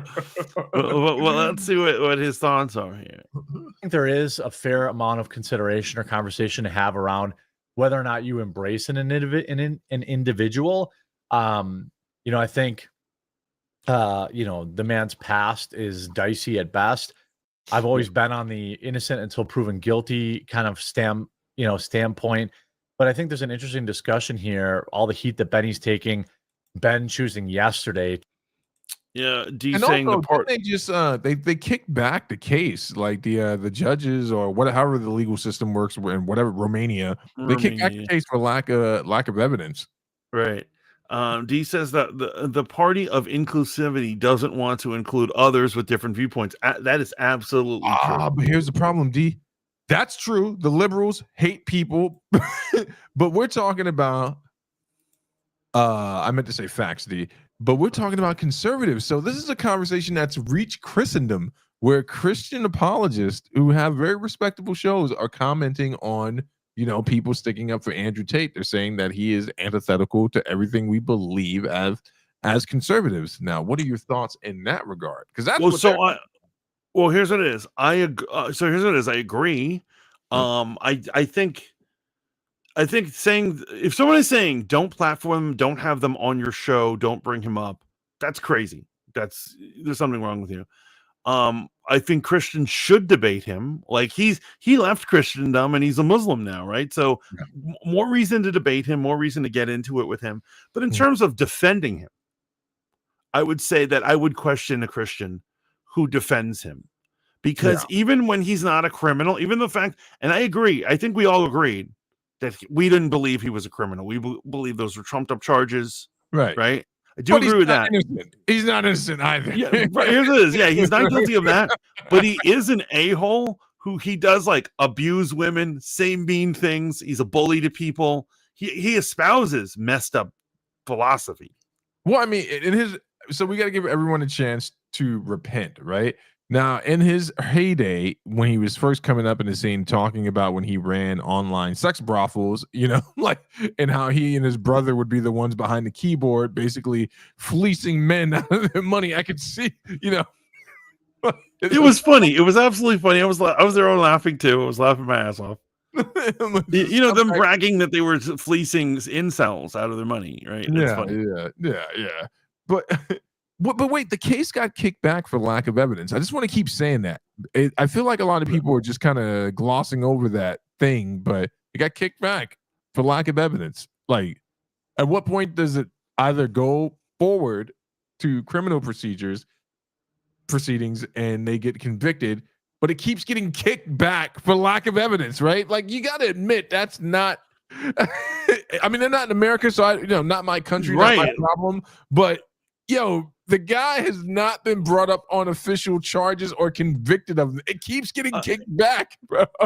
You know what? And that makes me believe that A, the Romanian justice system is corrupt, and B, he is not guilty or he's innocent of these charges. Yeah. But what I'm saying is, but he's not innocent. He's not. He's innocent of this stuff, but he ain't innocent. But I'm saying in general, he's an a-hole and he espouses horrible things, and so I don't think a Christian should generally defend him. Yeah, what I mean? Be like, oh, he's cool. Let's hang out with him. No, I think like, if you're going to interview him, you're interviewing him because he's like a horrible sinner. Well, I mean, he's been on Candace. You have to be interviewing him from like a secular free speech type of viewpoint. Right, and I'm into that too. But obviously, a lot of things that people say about Andrew Tate on the internet, they wouldn't say to his face, because here's the problem. He's also a problem physically. Like, it's a well-known fact that the guy can handle himself in a fight. So it's like, I can see how that makes a lot of people uncomfortable. Like, could you imagine some poor guy like the Quartering finally not that he's ever said anything to my knowledge bad about Andrew Tate, but could you imagine having to pay that bill finally if you've been talking trash about Andrew Tate and he finally sees you? That's the interesting thing about internet culture is it's getting loose out here, and you never know when someone's going to call you out. Oh, yeah. I'm seeing people say something about someone and they think they'll never even meet that person, and then that person will hit them up on Twitter or something and be like, I heard what you said about me. I'm outside. And with Andrew Tate, I wouldn't be surprised if that happens to somebody at some point. Because he's wild like that. Neckbeard, king of the neckbeards. To kind of reinflame everything and go after Candace Owens. It's a little weird to me. I want to thank everyone who yesterday subscribed to Quartercast. I think we added like 1,500 subscribers. We're working really hard to get to 100,000 there. Does not want to it's be our part daily of live show. I'm live, for example, today with Melanie Mack and Hannah Claire Brimlow. But we also have Luke Rutkowski, Styx Hexenhammer, Gothics, and more regularly every single day on the show. We're live at 1 Eastern, both on Melanie our Quartercast channel on YouTube and on Rumble. So I sincerely hope wherever. So Melanie Mack is in a similar situation, and I love it that like like such a dangerous soul. You don't want to touch Melanie Mack with a 5-foot pole, and all her crime is she says really mean things about certain people. No, it's not that I don't want to. I just think it's hilarious that 1 minute and listen, we're guilty of it too, man. We've changed our ways, so I don't know. I hope you guys have noticed, but Melanie Mack literally would do a Bible study, which we've never done, right after calling people the F-bomb. And I'm like, that's either really gangster or there's something really wrong with her. Like, and at first I thought maybe it was a bot controlling her account. I'm like, she's not writing this stuff on X. And then she released a video. She's like, if you're voting for a woman, you're a yeah. I'm like, yeah. And she does not seem repentant about it. I think she feels that she doesn't have to repent about it, and so that is questionable behavior, right? Yeah, very questionable. All right. Is he going to show Benny Johnson here? I don't pre-screen these videos. Sometimes I forget that the quartering is kind of. Remember, some people just take long intros, right? So wherever you are, if you're open to trying Rumble, downloading the Rumble app, please, simply not true. You know, he's the same censorious battles that every other, nobody creator has to face. That's simply not true. You know, he's had dinner with Mark Zuckerberg. The Daily Wire spends millions of dollars on Facebook promoting Ben Shapiro. He's probably the biggest, content creator in our space on Facebook by a country mile. This guy has never really had to face any level of censorship in his whole life.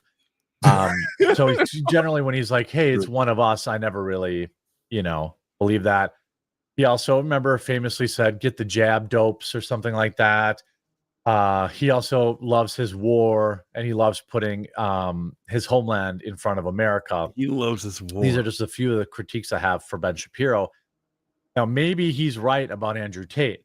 He uploaded a video yesterday that was relatively well received with about a 90% upvote, rate.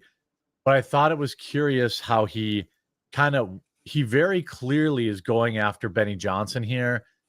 Which I thought was very weird. He sort of runs around with his shirt off with fancy cars and good-looking women and smokes cigars and says some things that are sort of useful critiques of the left, but mostly says crazy stuff online. And he has generated an enormous following, So Benny Johnson had on Andrew Tate, and he also had on at the same time Alina Habba, who is a counsel for the Trump team. Yeah. And Alina Habba was really praising Tate, and so was Benny Johnson. And this erupted into a controversy. Here's what that sounded like. Nice to meet you. I'm a big fan. Well, nice to meet you. I'm a fan. You're the one saving Trump. You're doing more important work than me. America, not just Trump. And I agree with everything you just said. And I think that your anger is the same that President Trump has for our country. And the time is now for us to stop being wimps. I think that's exactly the right sentiment. And I also have to say that I sympathize with you because I think you go through a lot of the same show me the person, I'll find the crime that President Trump has gone through. Okay, what Alina Habba is saying there is not actually true about Andrew Tate. He is not of the same ilk as President Trump. Find me the person and I'll find you the crime. That is true of President Trump. That is not particularly true of Andrew Tate. And Russell Brand. Now, to be fair, Andrew Tate, as of today, had his house arrest, lifted today. As far as I know, he has not been found guilty of anything. Now, you can point to a lot of the evidence and conversations and even some of the things that he has said personally as things you disagree with or things that are wrong. But I do think it's weird that we're doing these videos again now where we're saying, hey, you should or shouldn't platform somebody. You can talk about his crypto thing. You could the woke right. The woke right. You know what it is? Honestly, this is making me realize that to save the right, we need to throw the Daily Wire out. or the heads of the Daily Wire, right? Because let's get real. They were, in terms of conservative talk, or should I say, you know what it is? I'd rather say non-liberal talk, right? They were leading the march. They were absolutely leading the march. And I don't think all of them are like this, but I actually think Ben Shapiro, he is problematic for them. Yeah. You know what I'm saying? And so, like, the fact that, like, for instance, I'm going to tell you, well, I don't know, maybe. Well, I'm not. Let's forget my for instance. But like, I think it was a problem that he didn't allow Candace Owens to freely have her own opinions. That is absolutely a problem. I mean, so again, if you get a chance, look up the term the woke right. And what that, I'll give you that one at least, because we don't have time to unpack the no enemies to my right conversation. But the woke right is a segment of the right that is doing exactly using the same strategy that they entirely condemn the left for, right? And we're seeing it play out in many different circles on social media and on these different platforms, man, where they have to the infighting and the vying for control of the minds of the right has started. So now it's about, well, what's too far? What's too much free speech? Who am I really aligned to? And it's just, it's interesting. Again, just go look it up. The woke right. You'll have a good time with this, man. And you go. Well, it will be funny, but I mean, do you agree with me, however, about we should cast this guy out? Bro, I said it first, man. I'm not. Ben Shapiro has been a problem for me in conservative spaces, especially conservative Christian spaces, for quite some time, for obvious reasons, man. And this is what I'm talking about. Eventually, this intersectionality, I said a dirty word, you come against a brick wall where it's like, wait a minute. You think the person I think is the Messiah is rotting in hell in a pot of piss. We're going to have a disagreement about that, right? Right. You support your country of origin, if you can even call it that, over, the country that you live in. And you've said that publicly. We're going to have issues there. And if you really stand on a platform of free speech, you're right. Candace Owens should have been allowed to critique the war. Unedited, unfiltered. And then you guys can have that segment where you sit up there and you smoke cigars and you can go back and forth with her. But to kick her off, it lets people know exactly where you are, especially with the type of fan base that you would galvanize. I agree with you 100%, man. Yeah, and honestly, this is not just have free speech, because like I said, I am disgusted by Andrew Tate, but I will fight for his right to speak and do whatever he wants. And like anytime somebody ever shows me evidence of Andrew Tate, it's not him being criminal, it's just him having bad taste. Yeah. Right? He's arguing with one of his girls, right? Because he's a ladies' man. Actually, you know what's the crazy thing, man? He doesn't do that's like so when he was on Fresh and Fit, and I'm not like an Andrew Tate supporter or stan. I just believe in representing someone accurately as they've been for whatever they have out there in their catalog. When he was on Fresh and Fit, he wasn't one of the guys that was like barking on the women like Myron and stuff like that. Like one woman was like, "You're enjoying white privilege. You don't know what a black person enjoys," something to that effect. And he was like, "Hey, can you just pull up a picture of my dad for her?" Right? And like then she finds out that he's half black, which is a whole nother debate in itself, right? But he really hasn't been that guy. I think his takes have been more offensive to, dare I say, soft-handed men. I'm saying everything on the right is. Just say it, man. Just say it. Okay, I'm gonna quote Melanie Mack. Right. But she said the left is nothing but a bunch of gay hippies.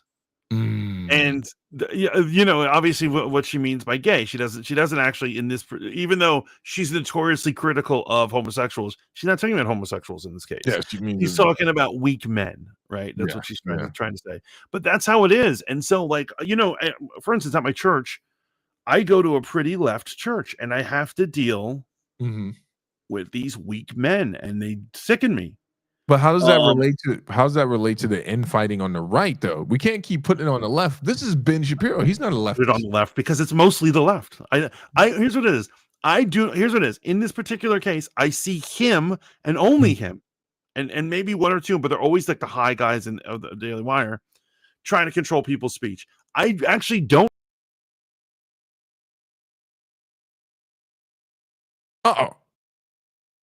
I'm by myself again. He's weak sauce, but I'm saying, like, where are these weak men? Wait, wait. Say that again, because I think I got kicked out of the stream or you lost for a second. So, in regards to the right, so here we have Ben Shapiro. He's a weak man. He's a weak man. But you say we can't keep putting it on the left. Well, I don't actually see weak men on the right.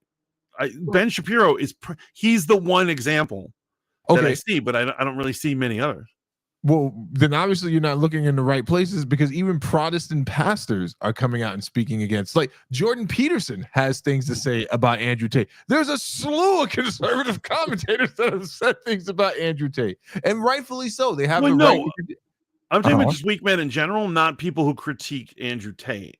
Okay. You know what I'm saying? Yeah, I hear what you're saying. You're saying that everyone is jumping on the hate on Tate. No. What I'm saying, here's my point laid and made simple, man. It's the the right is doing the exact same thing that they critique the left over. And here we have a prime example of one of the pillars of the social right doing the very exact thing that he made a career on, right? Through COVID, before COVID, saying who can and cannot be platformed. I'm just trying to understand who gave Ben Shapiro the right to say that Andrew Tate is below the acceptable right. And it's what it is like you I think you are right. It's what do they call that? It's the tyranny of the majority, right? And so he now that the flipped is the script is flipped, and we're winning, and we have more people. There are more people in the world who openly and will actively say they believe what we believe rather than the other way, back when the left was doing it. He now is maniacal, and he's like, now I can do whatever I want, including cut people off. However, I think we need to excommunicate him. We need to get rid of him so that his infection doesn't infect others. So who next, right? Yeah, you want to be careful relating him to infection, right? This guy bad. Yeah.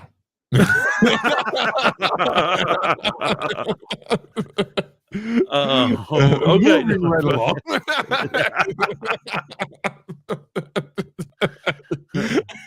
but no, he like this. I do agree with you that this is disgusting what he's doing right now. He must have not had a topic for a video this week or something, because you're right. Why are suddenly people attacking Tate again? Is it because the court threw out his case? No, it's because he got platformed by someone that's on same team, right? And it's right. Okay, so platformed by someone that's same team. Benny Johnson had already been taking shots at Ben Shapiro on the Daily Wire for quite some time after the Candace Owens thing. So it's like it all just kind of happened. Personal. It's a personal. This is a personal attack. And here's what it is. He's trying to intellectualize it and make it look like it's the logical next step. Yeah. Is to criticize Benny. I get it. I'm starting to get it now. But he's a problem, because what he is he's being a bully. And remember how many, like we're saying, how many people can he lord over and throw out of his empire before everyone turns on him? He got rid of Candace, big mistake.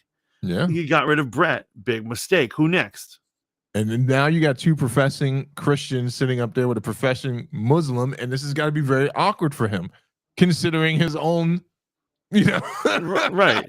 Yeah, his own belief on the thing, but so he's got some sort of moral problem with. I think it is crazy. I really, literally think it's crazy when people have a problem with just platforming someone. But I would have respected Ben Shapiro if he came up here with the Torah and just started reading from Leviticus and condemning Tate based off of that. I'd be like, get him. But when it's just like softball political stuff, and Ben Shapiro is a fact guy. That's how we know him. Facts don't care about your feelings unless I actually go watch his entire video. So let me add that caveat. If he doesn't address the fact that the case has been kicked back multiple times, right? That Tate just got released from house arrest, then you're not dealing with the topic honestly. And again, I'm not saying Andrew Tate is a good guy. He may be innocent of these charges, but he's guilty of something, right? Right. Yeah. But anyway. And then also, and here's another thing. Let's say he's not guilty of something. He's not making it easy for us to be on his side. Yeah. He like, as I call it, he's someone who wants to be framed. Yeah. Because he makes these videos of him making it look like he beats women, or he brags about pimping girls out and all this stuff. And so, but he doesn't. That's like the third time you said that. That's weird. He doesn't make videos like that. And it's funny because I used to think that I've seen videos of it, so I don't know if he didn't know he was being recorded, but I've seen him make jokes like that. He's like TikTok girls. Like he had girls doing TikToks, but pimping is a very specific charge versus right. Girl. You know what I mean. You know what I mean. But I we got to try a man for what he did. The lawyer. Here we have the lawyer of Tate. I'm just saying, you got to try a person for what they did. You don't like conspiracies, my friend.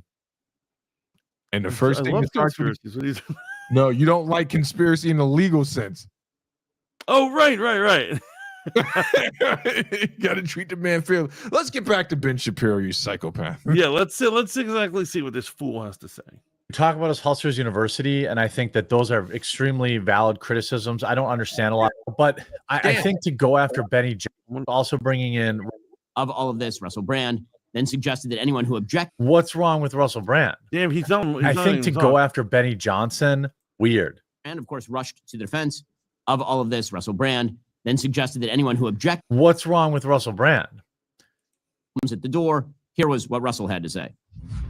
Someone like Andrew Tate, with the audience he has, could make a significant difference if correctly backed. He does say some stuff that's pretty out there. But the fact is, in a democracy, if someone is able to glean popular support, they can have a mandate. They should be represented. I suppose what's more significant and interesting to me is the way that figures like Andrew Tate or Tommy Robinson have always been maligned, I think, to place an impassable threshold around systems of influence and power. You can have your own views of Andrew Tate. You might think he's misogynistic or vulgar. But the fact is he appeals to a lot of people and he represents some things that a lot of people are very interested in.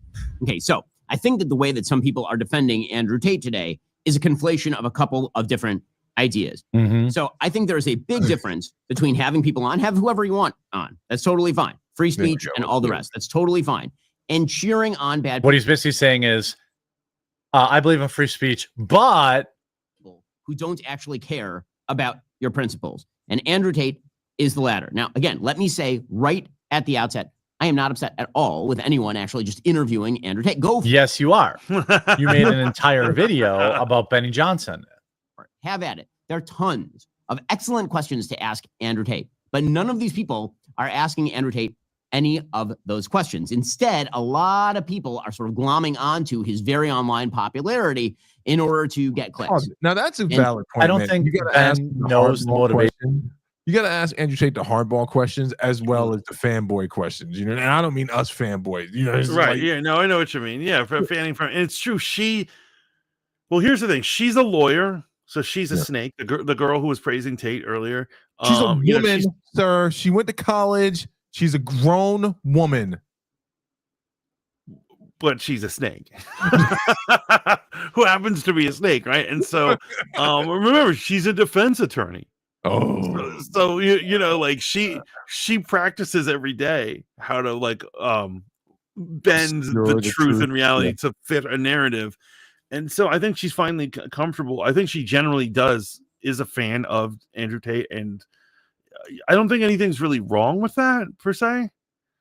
I don't know what Shapiro's problem is right now, man. You know what's crazy, man? This is like such low-hanging fruit news, man, because this is at the tail end of the Andrew Tate saga. In fact, if you guys would just stop talking about him, chances are he would just disappear into obscurity or into the dark wells where his fans are, right? But the more you attack the man without really attacking the things that are going on with him, like look at how he keeps winning. He lets the BBC lady come into his house and embarrasses her because she wouldn't just have a conversation with him. If you really want to do away with him, attack his ideas. Don't make it so personal. Let's get some PowerPoint slides. Let's attack the things that he says, you know? Or is that old-fashioned? This old-fashioned, right? Of what one thing and one thing only, the clicks. That might be true. You know, that might be true. I don't know Benny on a personal level. I bet. And, so did you see who he was just quoting? Whose comment he was referring to? No, who's that? Mark Dice. And so I want to talk about Mark Dice real quick. Mark Dice has his own channel, and he's an author, and he's things. And so the thing I noticed about him, he is not. Here's what it is. He's not a conservative. He's a Republican. Oh yeah, this guy. Yeah. And here's what it is. It's not enough that you have conservative values. You have to be playing on his team. And he calls everyone a rhino. He's like one of those guys who's like, oh, everyone's a rhino, which stands for a Republican in name only. And so it's not enough that you be a conservative and you vote your way. You also have to be part of the team, or he's going to call you out. And he's like, you're bad, you suck, you're out, or something. You know, like he's basically a cult of Republicans. Right. And so that's who Quartering was just reading the comment of. Okay. And because that guy was backing Ben Shapiro. Oh, okay, yeah. Wait, Mark Dice? Because Mark Dice went at Ben Shapiro very heavy the other day. When the whole Candace thing happened, he went at him hard, bro. Yeah, he did. He did. Yeah, I mean, but look at what look at his comment right here. He says clickbait Benny Johnson cares about one thing and one thing only, the clicks. So he was having his back. I mean, I guess he will have people's back if he agrees with them, but yeah. I see him call out people because they're not Republican enough or something. And it's here's the thing about Benny Johnson, man. And again, the guy's got a huge platform. Shout out to him and all the hard work that took to get there. But he does kind of have to me, and this is completely subjective, a less than genuine personality. Sometimes it seems like it does seem very like, look at what the liberals are doing, and he's got the CGI back, I mean the bot AI art for his paper crying Kamala. I mean, it's a lot. I will tell you right now, just in general, and you know that you already know what I'm about to say, so this is really for the audience. In this business, you have to be careful about who you roll with, because it's not just lawyers who are snakes. Yeah. The content creator. Oh, absolutely. This job attracts so many false personalities, fake people, narcissists, people looking to use you, people who will attack you at the moment you're weak just for clout. Yeah. And so it doesn't surprise me that you're calling out one of these guys. I don't know him, I don't know much about this dude, but I see a lot of content creators who are just insincere. Yeah. And I mean, it's a part of the entertainment portion of it, man. But again, anything with long form content, especially if you're doing think pieces or opinion pieces, someone told me this once, you go on long enough and people will eventually start to see the gaps in the things you believe. So you're either correct those gaps and acknowledge them, or you start looking false. And this is, this thing works out on many different levels. Benny Johnson, I'm not sure if he's ever taken a high moral police stance, but he does do conservative commentary. So he probably has taken it before. And you do put someone like Andrew Tate on there who, kind of stands in stark contrast to what you believe is a conservative before. Now, the question I got to ask you, man, are we buying Andrew Tate's conversion to Islam? Like, do we believe that he is a, Sharia believing 5 times a day prayer, hadith reading? So I do the same thing with Christians, and so I love, and this is true about Christian YouTube, right?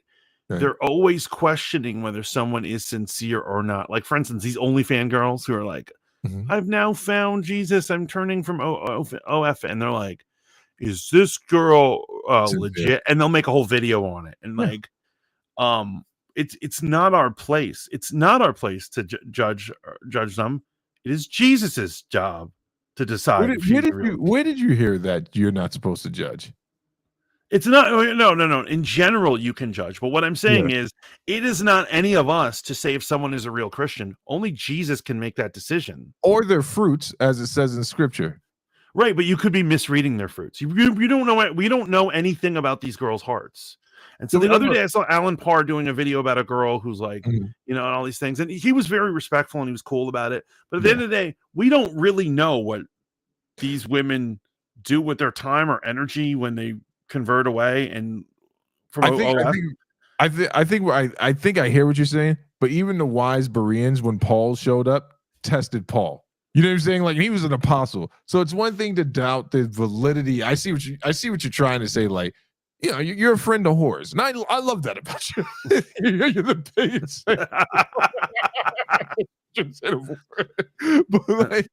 I get what you're saying. You're saying don't doubt the validity of their walk. You don't know for sure where their heart is, because people could struggle in their walk, right? But the reason I brought up the point about Andrew Tate being a devout Muslim is, right, we will see things consistent with his belief structure. If he really is a Hadith, Quran believing Muslim, then you will see things start to change. Hey, man, before Malcolm X was Malcolm X, he was Malcolm Little, right? And his life changed drastically, even though we wildly disagree on things that he believes in as a person that was practicing the Nation of Islam and then Orthodox Islam. His life changed and it looked different.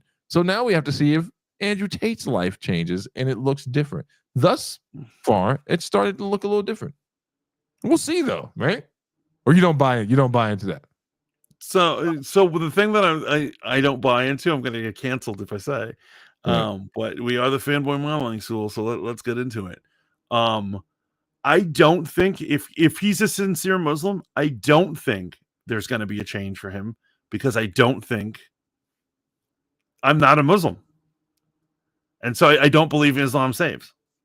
No, no. I'm not talking about salvation, but okay. Because I was wondering if that, because I was wondering where I was like, but you will see, just because we don't believe in the salvific claim of Islam doesn't deny its ritualistic and moral practices. You understand what I'm saying? Like, right now I get it. You know what I'm saying? Then yeah, you know, and I once again, like I said, I don't know his heart. I don't know what he does with his day. For all I know, right after every video where he's like, I'm pimp smacking bitches, he goes out and he's like helping little old ladies across the street. Like, I don't know, you know.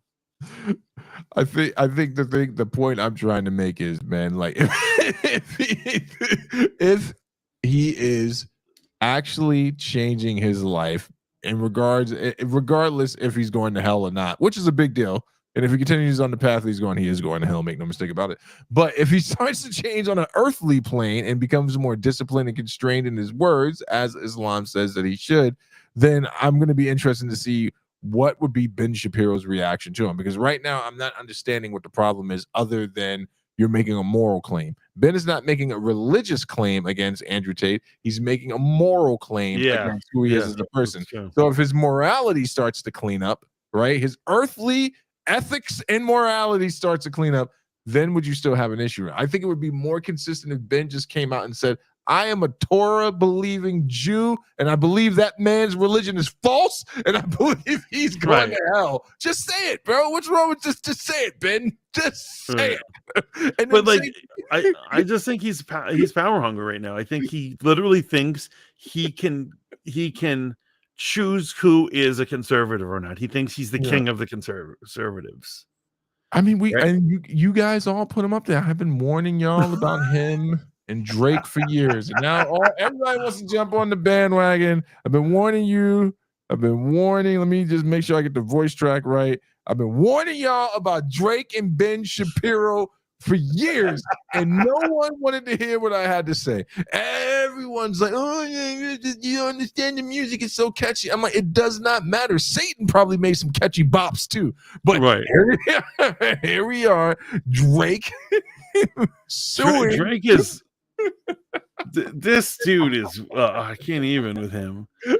It was only a matter of time, and the only other person that was remotely on my side of the table in this camp, but she was wrong too, was Bex. And eventually we both knew that this guy was going to pull the card that he pulled. And I've been saying it for years, this man is not hip-hop. I've been saying it for years, he does not. Well, that I've never believed he was real hip-hop. Will you do me a favor? Will you share the chat right now?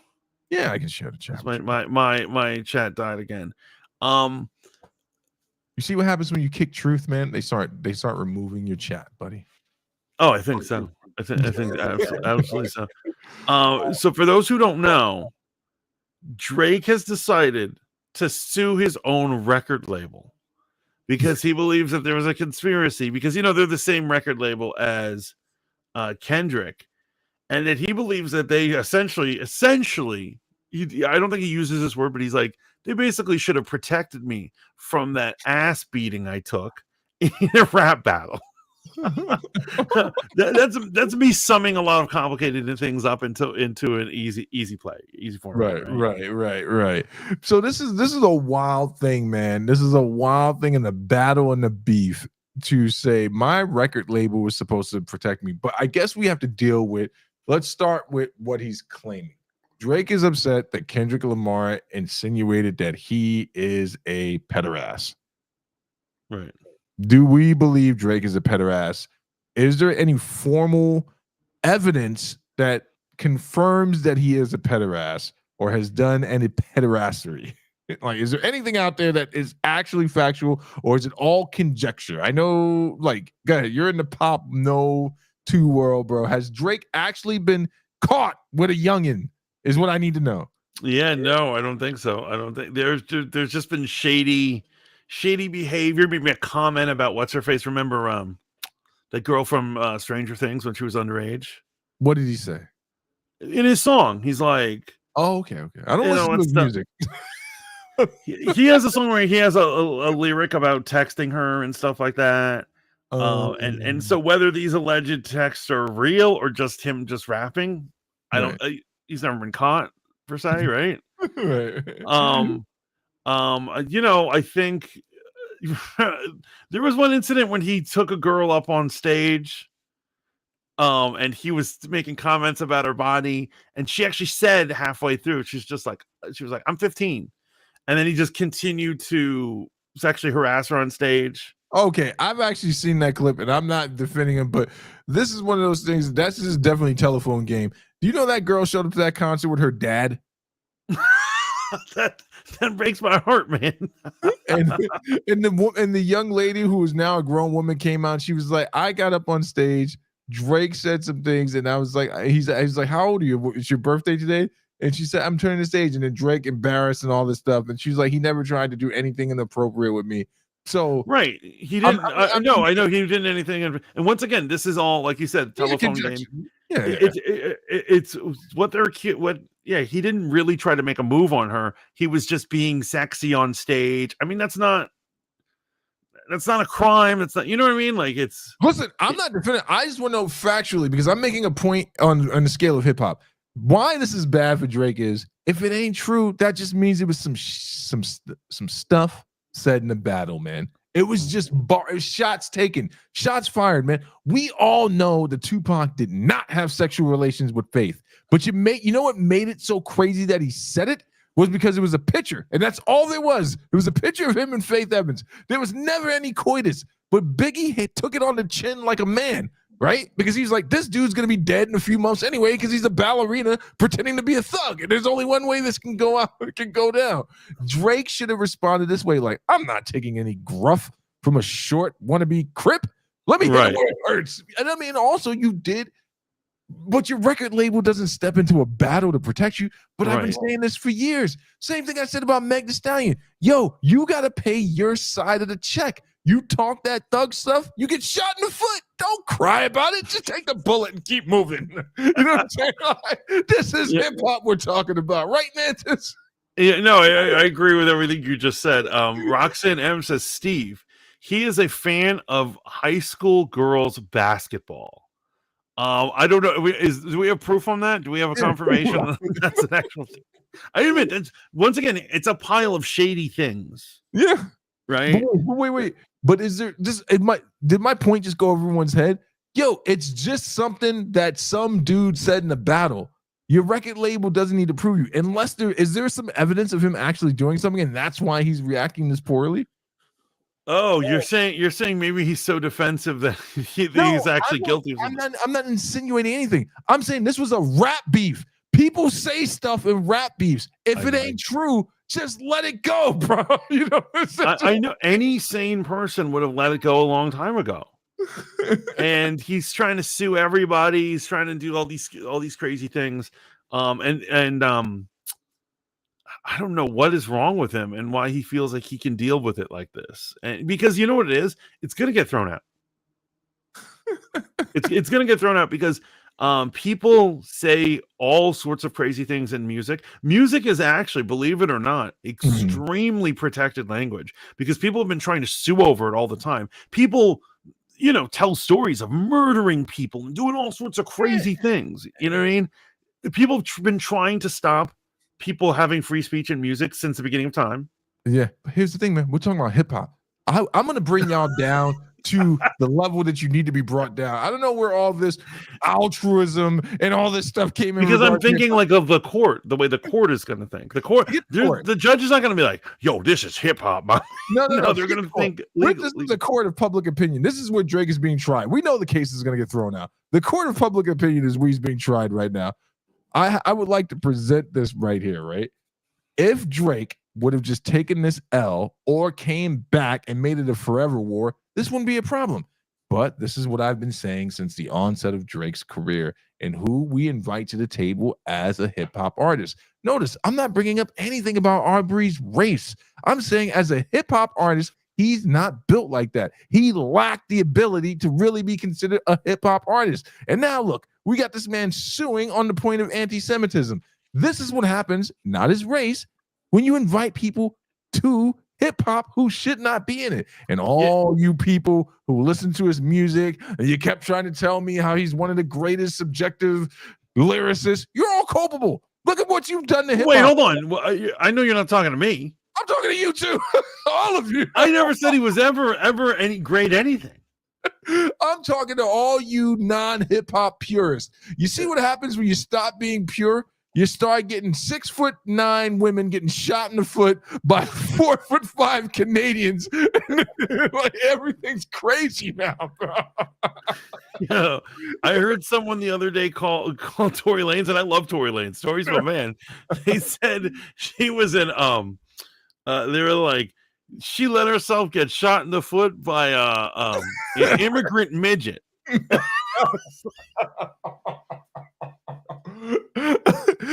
I'm saying, do you see Mantis, you're finally starting to get it, man. This is what mic check is all about. I gotta drag you people back down to the reality of the music we're listening to here, So it's true, you know, there's a lot of this where one of the problems is that real hip-hop like Kendrick Lamar even bothered to have a battle with Drake. Okay, see, now you're giving Kendrick too much props, but he's just another West Coast. Well, you don't think he's real hip hop either? I think he's hip hop, but he's not like real hip hop. You know what I'm saying? He's just another West Coast rapper that came in at the right time. There's nothing. So what is real hip hop to you? Real hip hop to me is okay. Here's how a real hip hop artist would have dispatched Drake. He wouldn't have had to bring in Drake's race. He wouldn't have had to make a subpar like They Not Like Us and widely hope that the racism that exists I'm sorry, we can't be racist, that the differentiating prejudice that exists inside of our community. Now I know where you were going. would help him win the battle, man. You know what I'm saying? Real hip hop is Nas, right? Real hip hop is Jurassic 5. These are the Roots. You know what you are? I love you, bro, but you're a gatekeeper. Exactly. And I need to be standing at the gate because y'all will just let anyone in, man. Y'all will let anyone in. because here's what I'm saying. Obviously, there is a difference between Kendrick Lamar and Nas, right? Obviously, I would say that. However, I wouldn't say like Kendrick Lamar. It's not that he's not less than. He's less than. I'll say it for you, man. Don't worry about it. This is all on me. He's less than, but he's still good, right? He's the greatest of his era. He's the greatest of his era, but his era isn't that great. Do you see? Yeah, no, it's not a great era for hip hop. It's not that great. But and whoever said he's Pyru, he's not. I don't think he's Pyru. I'm pretty sure Pyrus are not allowed to crip walk. That's another thing we got to start getting straight here. Gangs need to stay on their side of the table unless they're coming together for a barbecue. But we don't need no Bloods crip walking. We don't need Crips blood walking. Everyone do their respective dances, right? And what did Kendrick really do for the community? Someone that I'm really close with brought this point up to me in a private conversation. Everyone's lauding him like he's this thing to be admired, when really all he did was bring a bunch of gangbangers up on stage together for one song. This is not the I have a dream moment here, right? But again, this is the era you people have created. I said you people with your low standards, man. Your low standards. Yeah, checking in with the chat. Rogue Radio says, "Is Drake's mind still stuck in Degrassi?" Yes. Roxanne says the high school girls basketball thing is what a young woman said. He would go to the local girls' games. Then he would go to the high school parties, and that's where she met him. Well, wait, Roxanne, that just means that he was respecting high school basketball, females basketball, as a sport that should be watched, where we all know it's not a sport that should be supported or is considered a real sport. So shout out to Drake for being because Steve continues his gatekeeping throughout this entire conversation. Very talented young ladies in the WNBA. Shout out to y'all. Oh, that was sweet. Yeah, you mean Caitlin Clark? No, she's racist, bro. Caitlin Clark is not allowed just for being white, right? Roxanne continues and says she didn't say that he did anything with her, just that he liked to go to the games and the team parties. Yeah, and then once again, he has a pile of shady. There's a bunch of shadiness. I know what you guys say. He's like that one guy that's in college that comes to the high school parties. I get it. It's not just on me. You're like, he may not be doing anything, but the opportunity's there. I get it. Rico says, "Preach, Steve." Beck says, "Hip hop needs to be gate kept." Oh. Here's what I'm saying. Drake is a pop act that uses hip hop in it. Kendrick is, I know you don't want to hear the word real hip hop, and so Kendrick is hip hop. Yes. Kendrick should have probably not have engaged. I mean, no, I had a good time though. Yeah, I had a good time though. Yeah. And don't get me wrong, I still got smoke for J. Cole. Y'all think I'm protecting J. Cole? Yeah, man, I will never forget that moment I woke up and he's like, I just want to say sorry. I'm like, who put Rodney King up on the stage, bro? I got respect for J. Cole, man. I got respect for any man that can eat an organic bacon, egg, and cheese sandwich while riding around in flip-flops on a beach cruiser in Brooklyn. That's real right there, bro. Yeah, Steve, why don't you become a rapper and save hip hop? They're not ready for the type of stuff that I would say in my because you like literally it's more fun to just poo on it, right? But I'll tell you some rappers who have attempted to do what I'm talking about, man. And Nas is not even one of the guys. I think I had the most hope for hip hop when Odd Future came out. And not for the reasons you're thinking. I was like, oh, this is a breath of fresh air. But also because Tyler, the Creator, summed up some of the best rappers on their own tracks. When everyone thought he was a gimmick rapper, I had a really good time when Hopsin was making his run. You know what I'm saying? I also enjoy more conscious hip hop. That's kind of my thing. But when it gets to like the, the gritty stuff like that, and then people start saying things like, I can't believe this is happening. I'm like, why can't we believe this? The whole song the guy played, he just confessed to killing like 8 people. Why can't you believe this guy's on trial for murder right now?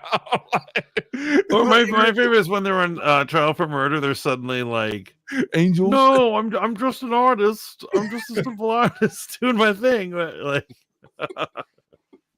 I'm just reporting what I've seen. Oh, so you're saying you saw the crime? Well, no, that's not what I meant. That's not what I meant. Oh, so you are a snitch. I'm saying it is, hip hop on every level, which is why it's so great because it is the embodiment of rebellion, but it's constantly in this gray area, right? Yeah, it is. If you truly embrace it, you'd have to be a psychopath. However, like, are the people who are embracing it, are they real? Are they fake? Would they be real if they were arrested for the things they're singing about? And then when you do meet those real people, you're like, how did I end up in a room with a guy that's like, yo, I'll kill me. I'm not doing another bit. You know what I'm saying? You don't want to be around those people. Everyone wants to enjoy this, fantasy music from the safety of their computers in their homes. But it's great. It's a great time, man. Just look at how much fun we're having talking about it right now. That's what I was trying to tell you guys back in the day when we were still drinking about the Meg Thee Stallion thing that everyone's like, why do you hate her? I'm like, I don't hate her. I just don't feel bad that she got shot hanging out with thugs. That's what happens, right? I don't want her to die, but it's like I grew up. That's a controversial take because come on, you don't feel bad. You feel bad, bro. I grew up in Harlem. I'm like, yo, she got shot in the foot. That's it. She's good. All right, she's good. She's not dead. I'm saying I'm a Tory Lanez fan, and even I feel bad. Felt bad for the girl. Even though it was just shrapnel. Right, and as the story starts to, she didn't have sex with him. She had sex with him. The friend got immunity. Who knows? It all makes sense when you add it up, right? But it's just like it's one of those things, Now I would feel bad if you told me Questlove from the Roots, or say, what's this? Even Lauryn Hill's crazy ass. If you told me she got shot in the foot, I'd be like, who shot Lauryn, bro? Why would you shoot Lauryn Hill? But I mean, Lauren's. I was going to say a goddess. Maybe not a goddess, but she's up there. I mean, like you're saying, you would at some point question whether you ever had mercy for her. No, I said I would feel bad if Lauryn Hill got shot in the foot because she's You not said even her living crazy like I would feel bad. Like, if something happened to Lauryn Hill, I'd be like, okay, she doesn't deserve that. But Lauryn Hill also isn't making songs about fleecing dudes. Same thing with Cardi B. You know what I'm saying? It's like Cardi B. It was like the music. I would not feel bad for Cardi B. Like that, you play these games and people get shot in the foot sometimes. She probably had that one coming if she was shot in the foot. But anyway, man, so Drake is suing. It says record label. I don't know what he thought his record label was going to do. That's like bringing your mom to a schoolyard fight that you started. So here's the thing: it's such an asinine lawsuit. What I really think is, I don't think he ever thought his label would protect him. What I think it is he is embarrassed so badly. And also the Super Bowl's coming up, right? So if Lamar ends up singing, if Kendrick starts singing that and bringing that back, where everyone's just the talk of the town. And so I think he's trying to stop him from actually performing it. So I think that's the real motivation, that he's like, I can't do this again. I can't be humiliated again like this. And so he's making asinine reasons to sue somebody. Yeah, he basically wants, this is a very expensive cease and desist letter to Kendrick. Bro, he's trying to outrun his trauma, but you can't run from it, bro. Right. You can't run from it. It's you got your ass beat. The recording's out on the internet and everyone's watching it at school. You just have to deal with that. Bro, I got laced up in a fight at school, man. After my nose finally kind of straightened out, my eye went down. I had to go back in, bro. You just got to walk back in the hall, deal with the Snickers. Yes, you do. It's easier after about 2 years or so. They stop. Right. Just let it go, man. It's crazy though. This is absolutely like a new place in hip hop that we're embarking on. It is, and like you said, it is true. They let a fake guy in. Like I said, he's a pop act that uses hip hop influence, right? And then they were like, well, he's hip hop, and so now he's just vandalizing the place. You know, it's crazy. He's like a progressive Christian. Yes, exactly. Exactly. You know what's crazy is I do got to give Kendrick Lamar his respect on this, man. And I give him his respect as an artist. I just want to be clear about that, man. Like, he's a talented dude. But I just like, so you go from beefing with Drake to then you got Lil Wayne, who's just trying to stay sober one day at a time. You got this fool trying, like, Kendrick is taking nothing but W's right now. I don't think anyone can beat him except for God at this point. Right. Yeah. And that's what I'm saying. And so Drake is like, he's like, how can I get him? Who can get him? How are we going to do this in front of him? He's just like, I'll just sue him. Got to get Ben Shapiro on the case, man. Biggie is rolling over in his grave right now. Oh man, you know what the funniest part about this in the history of battle rap. So you got Kumo D versus LL Cool J, LL Cool J versus Cannabis, Eminem versus Cannabis, Eminem versus everyone, 50 Cent versus everyone. All of this stuff, man. No one has ever said, I'm going to sue. I've seen some weird stuff. Like I've seen guys bring up people's paperwork and all that type of stuff. But yeah, this is right. Right. Didn't Shine get deported or some yeah. Puffy got him out of here. Puffy was like, back to police you go. Yeah, all sorts of messed up things happened, but you're right. No one has ever taken it to civil court to settle it like the white man. And that's what I'm saying. Megan and Aubrey, who have great white names, they've taken us to a new place. And I know you're resisting pointing out that Aubrey is Canadian. Oh no, I have no problem. But yeah, but Canadians, apparently the thugs out there, they get it in. You saw what they did to that one dude. What's this poor bastard name? Some DJ, some Canadians robbed an American DJ, took his chain, and then listen, I'm definitely going to get beat up in Canada. And let me tell you why, right? Because I'm not going to recognize that their accents, when they're surrounding me, I shouldn't be laughing. They're like, hey, mate, you going chicken? And I'm like, what? What are you saying, bro? Check in. I didn't even get to the hotel yet. Yeah, like he's not like us. Yeah, I tried to tell you guys, man. And I'm not talking about this race because Steve accepts the biracial people. Are you just saying that because I'm on the stream? You'll all have a safe place in my America. Well, thank you, Yeah. President Steve. Yes. It's like you're gonna be 48, right? You're gonna be president after Trump. Oh wait, man! I don't have to go to work tomorrow, but before we close it out, did you have any more comments on Drake's? No, I mean you said more than enough, actually.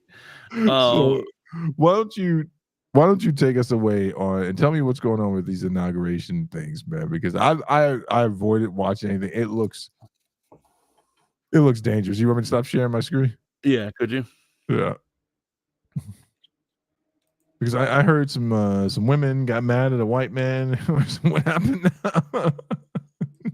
Okay, so he happened to be a white man, but what I want us to focus on is just the mere fact that he's a man. Okay, he's just a man, by man. And now here's what it is: we are making light of this joke, and we're all having fun. And I'm sure people are going to eventually call me out on this. He has been accused of various sexually messed up things by people who, and so I think a lot of people, including me, think that all of that was squashed, right? And so there was one woman who seemed to be wanting to extort cash from this guy in the past.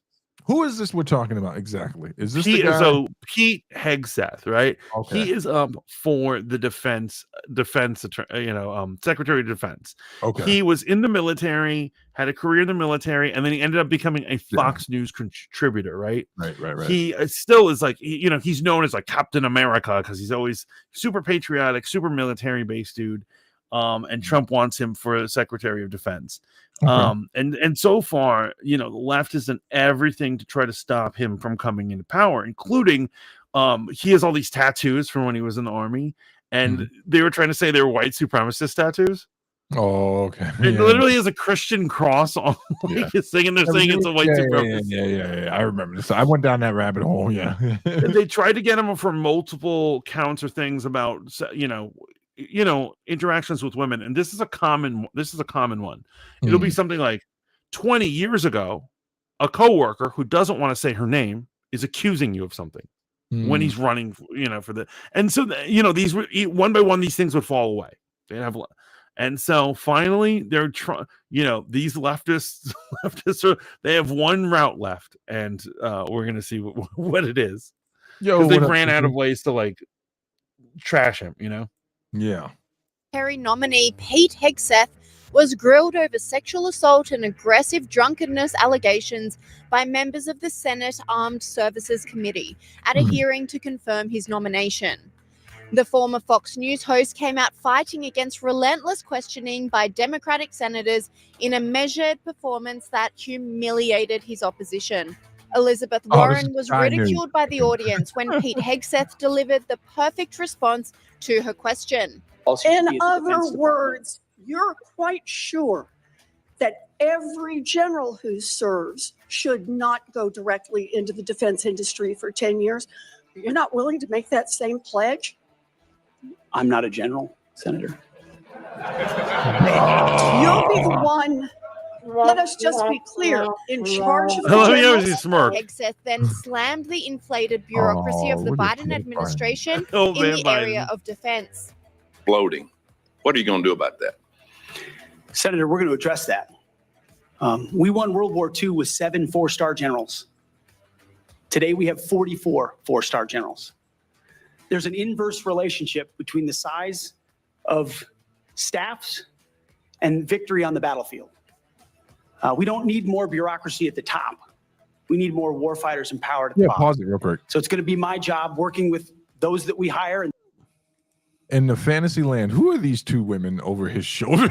Are they a part of his harem? No, I don't know. I never know. If you watch any of these like hearings or whatever, there's always people in the back, and you're like, who is that person? They're probably like a janitor or something, or some sort of secretary.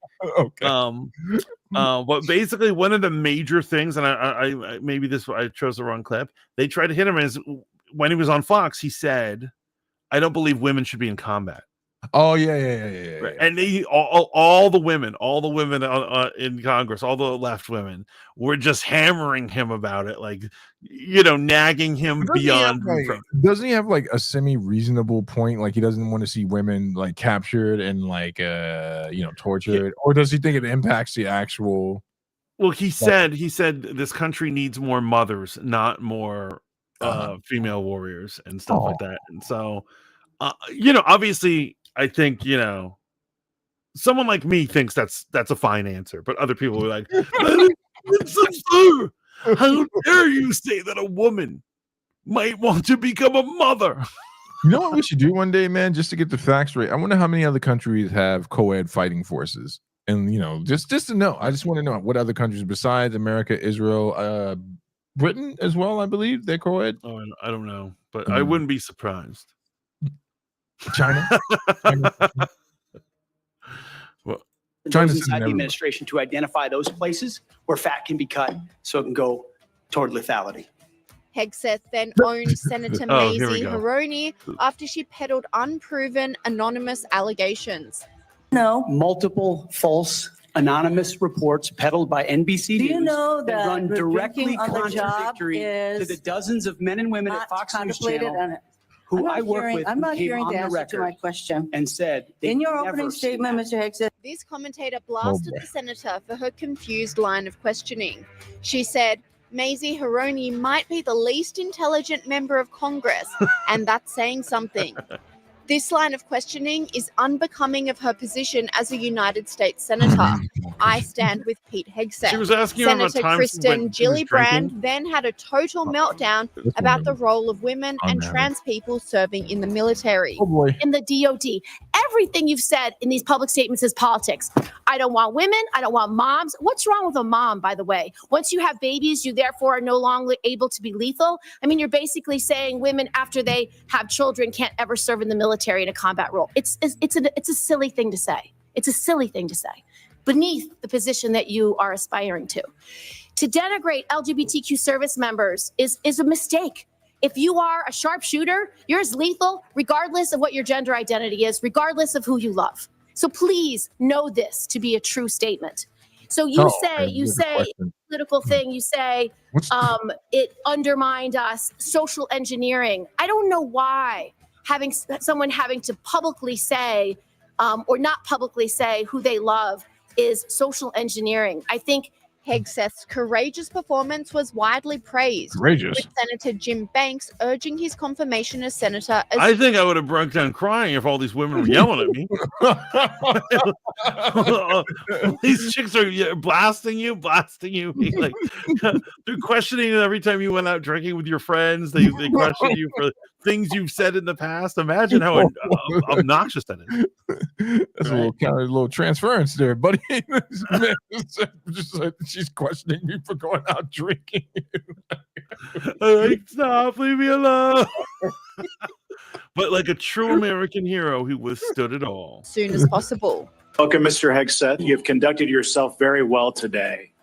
In fact, so well that I believe it's incumbent upon this committee to confirm you ASAP to get you on the job to clean up the mess that we have at the Pentagon ongoing at this moment because of the leadership there over the last 4 years that's failed us. The response in the media was the same, with former District Attorney Janine Pirro praising Hegseth's performance. I'm so proud of him. I really am. Yeah, she's scary. Look, he's going to bring the warrior culture back. And he sat there and knowing that there were a lot of things that they were going to come at him with. And he was cool, calm, steady, and prepared. And he was willing to admit what a lot of Democrats who want to take the moral high ground cannot admit. And that is, I've made mistakes. And I've made amends to my God and to my wife. And I'm good. And I'm better for it. Even CNN couldn't help but admit Pete Hegseth crushed the hearing. Well, in short, I think Pete Hegseth kicked their asses today. I mean, it wasn't even close. They didn't lay a glove on Hegseth. No mistakes, calm, cool, collected. I mean, before the thing even started, you had this like Code Pink, protester freak show trying to disrupt the hearing. That's the Democratic base, by the way. which probably explains why the Democrats on the committee acted in such a bizarre and unprofessional way. I was appalled at some of the way these senators handle themselves and some of the lines of questioning. Blowout is doing a thing. Yeah, I mean, they were actually basically the whole thing is that these no offense women, I'm going to say it, were acting like they were triggered, They were taking it personal. Right. You know, I mean, really, you know what it is? If they wanted to win that debate, they should have conducted themselves as emotionless and like clinical as possible. You know what though? These hearings are almost entirely pointless. I'm like, is there a question here, or are you? Is this me just being berated by you people? Like, what's the point? What is a congressional hearing thing about? They have so many of these. Like, do you remember when, like, you know, like there's doping in baseball? Yeah. And then they get a bunch of guys up, and then they yell at them, and they're like, "You're a disgrace." Nobody gets arrested. Nobody gets in trouble. Bro, right? He did better than Kavanaugh did for sure. Kavanaugh was like, "I like beer." He flipped out, got defensive, looked like a real jerk. But this dude did great. But it was funny that they have such little power. In truth, that when they had a congressional hearing about Hunter Biden, Biden showed up and went by the third question. They were asking like some question about him being a crackhead. He was like. And he just got up and he walked out. And because he realizes like there's nothing you could do if I walk. What are you going to do? I'm going to smoke this crack, and there's nothing you can do about it. Right, and don't get me wrong. I'm not pro Hunter Biden, but that was gangster. Yeah.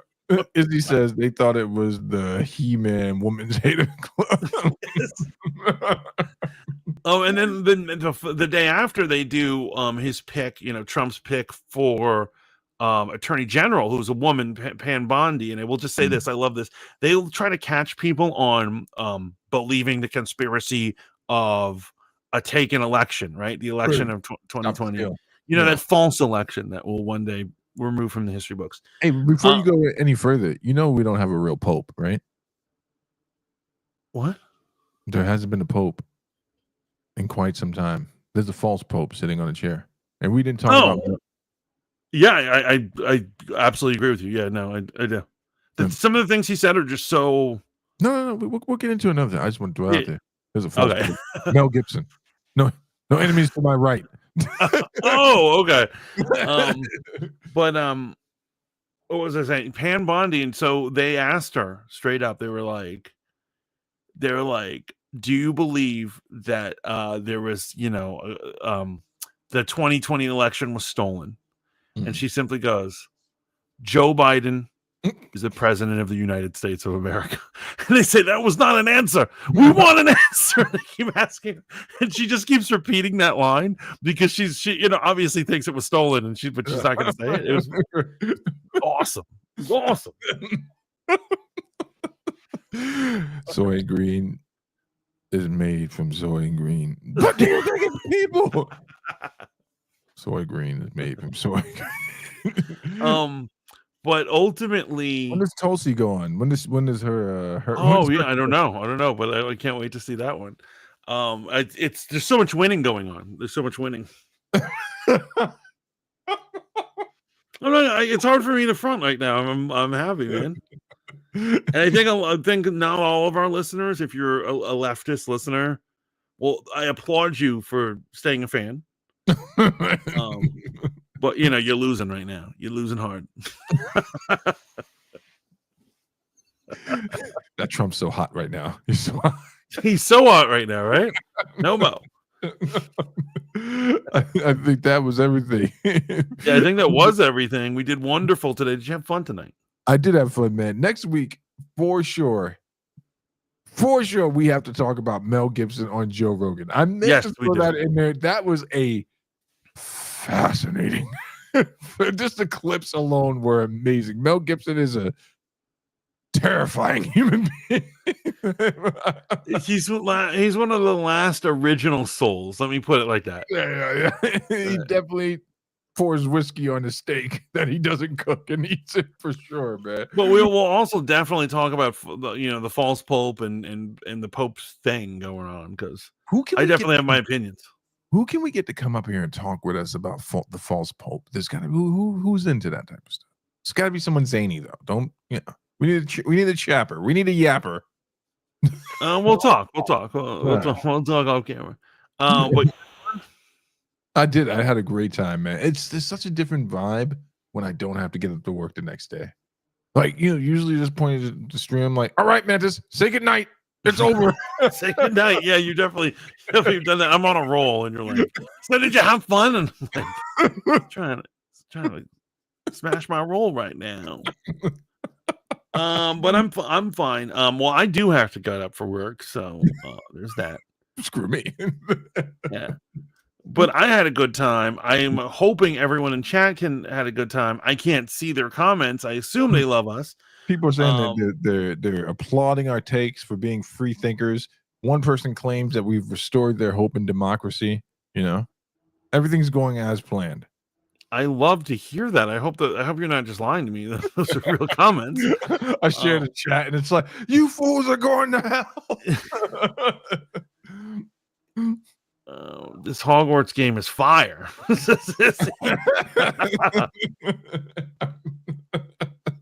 But anyway, I had such a good time, an amazing time. Guys, remember, hit us up on Riz Radio at rizradio.com. You can check out our music, or you can also hit up our blog.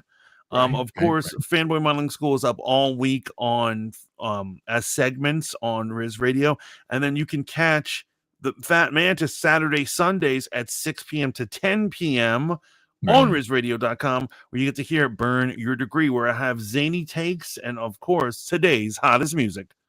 Mic check. I love hip hop. You cannot tell by the way I talk about it, but I do love hip hop. And if you need to put your Drake rants into the next episode.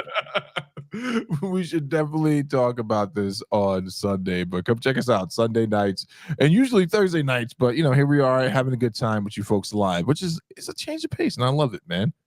Riz Radio. But anyway, that's all, folks. We are out. Until next time. Ciao for now, bitches. Bye.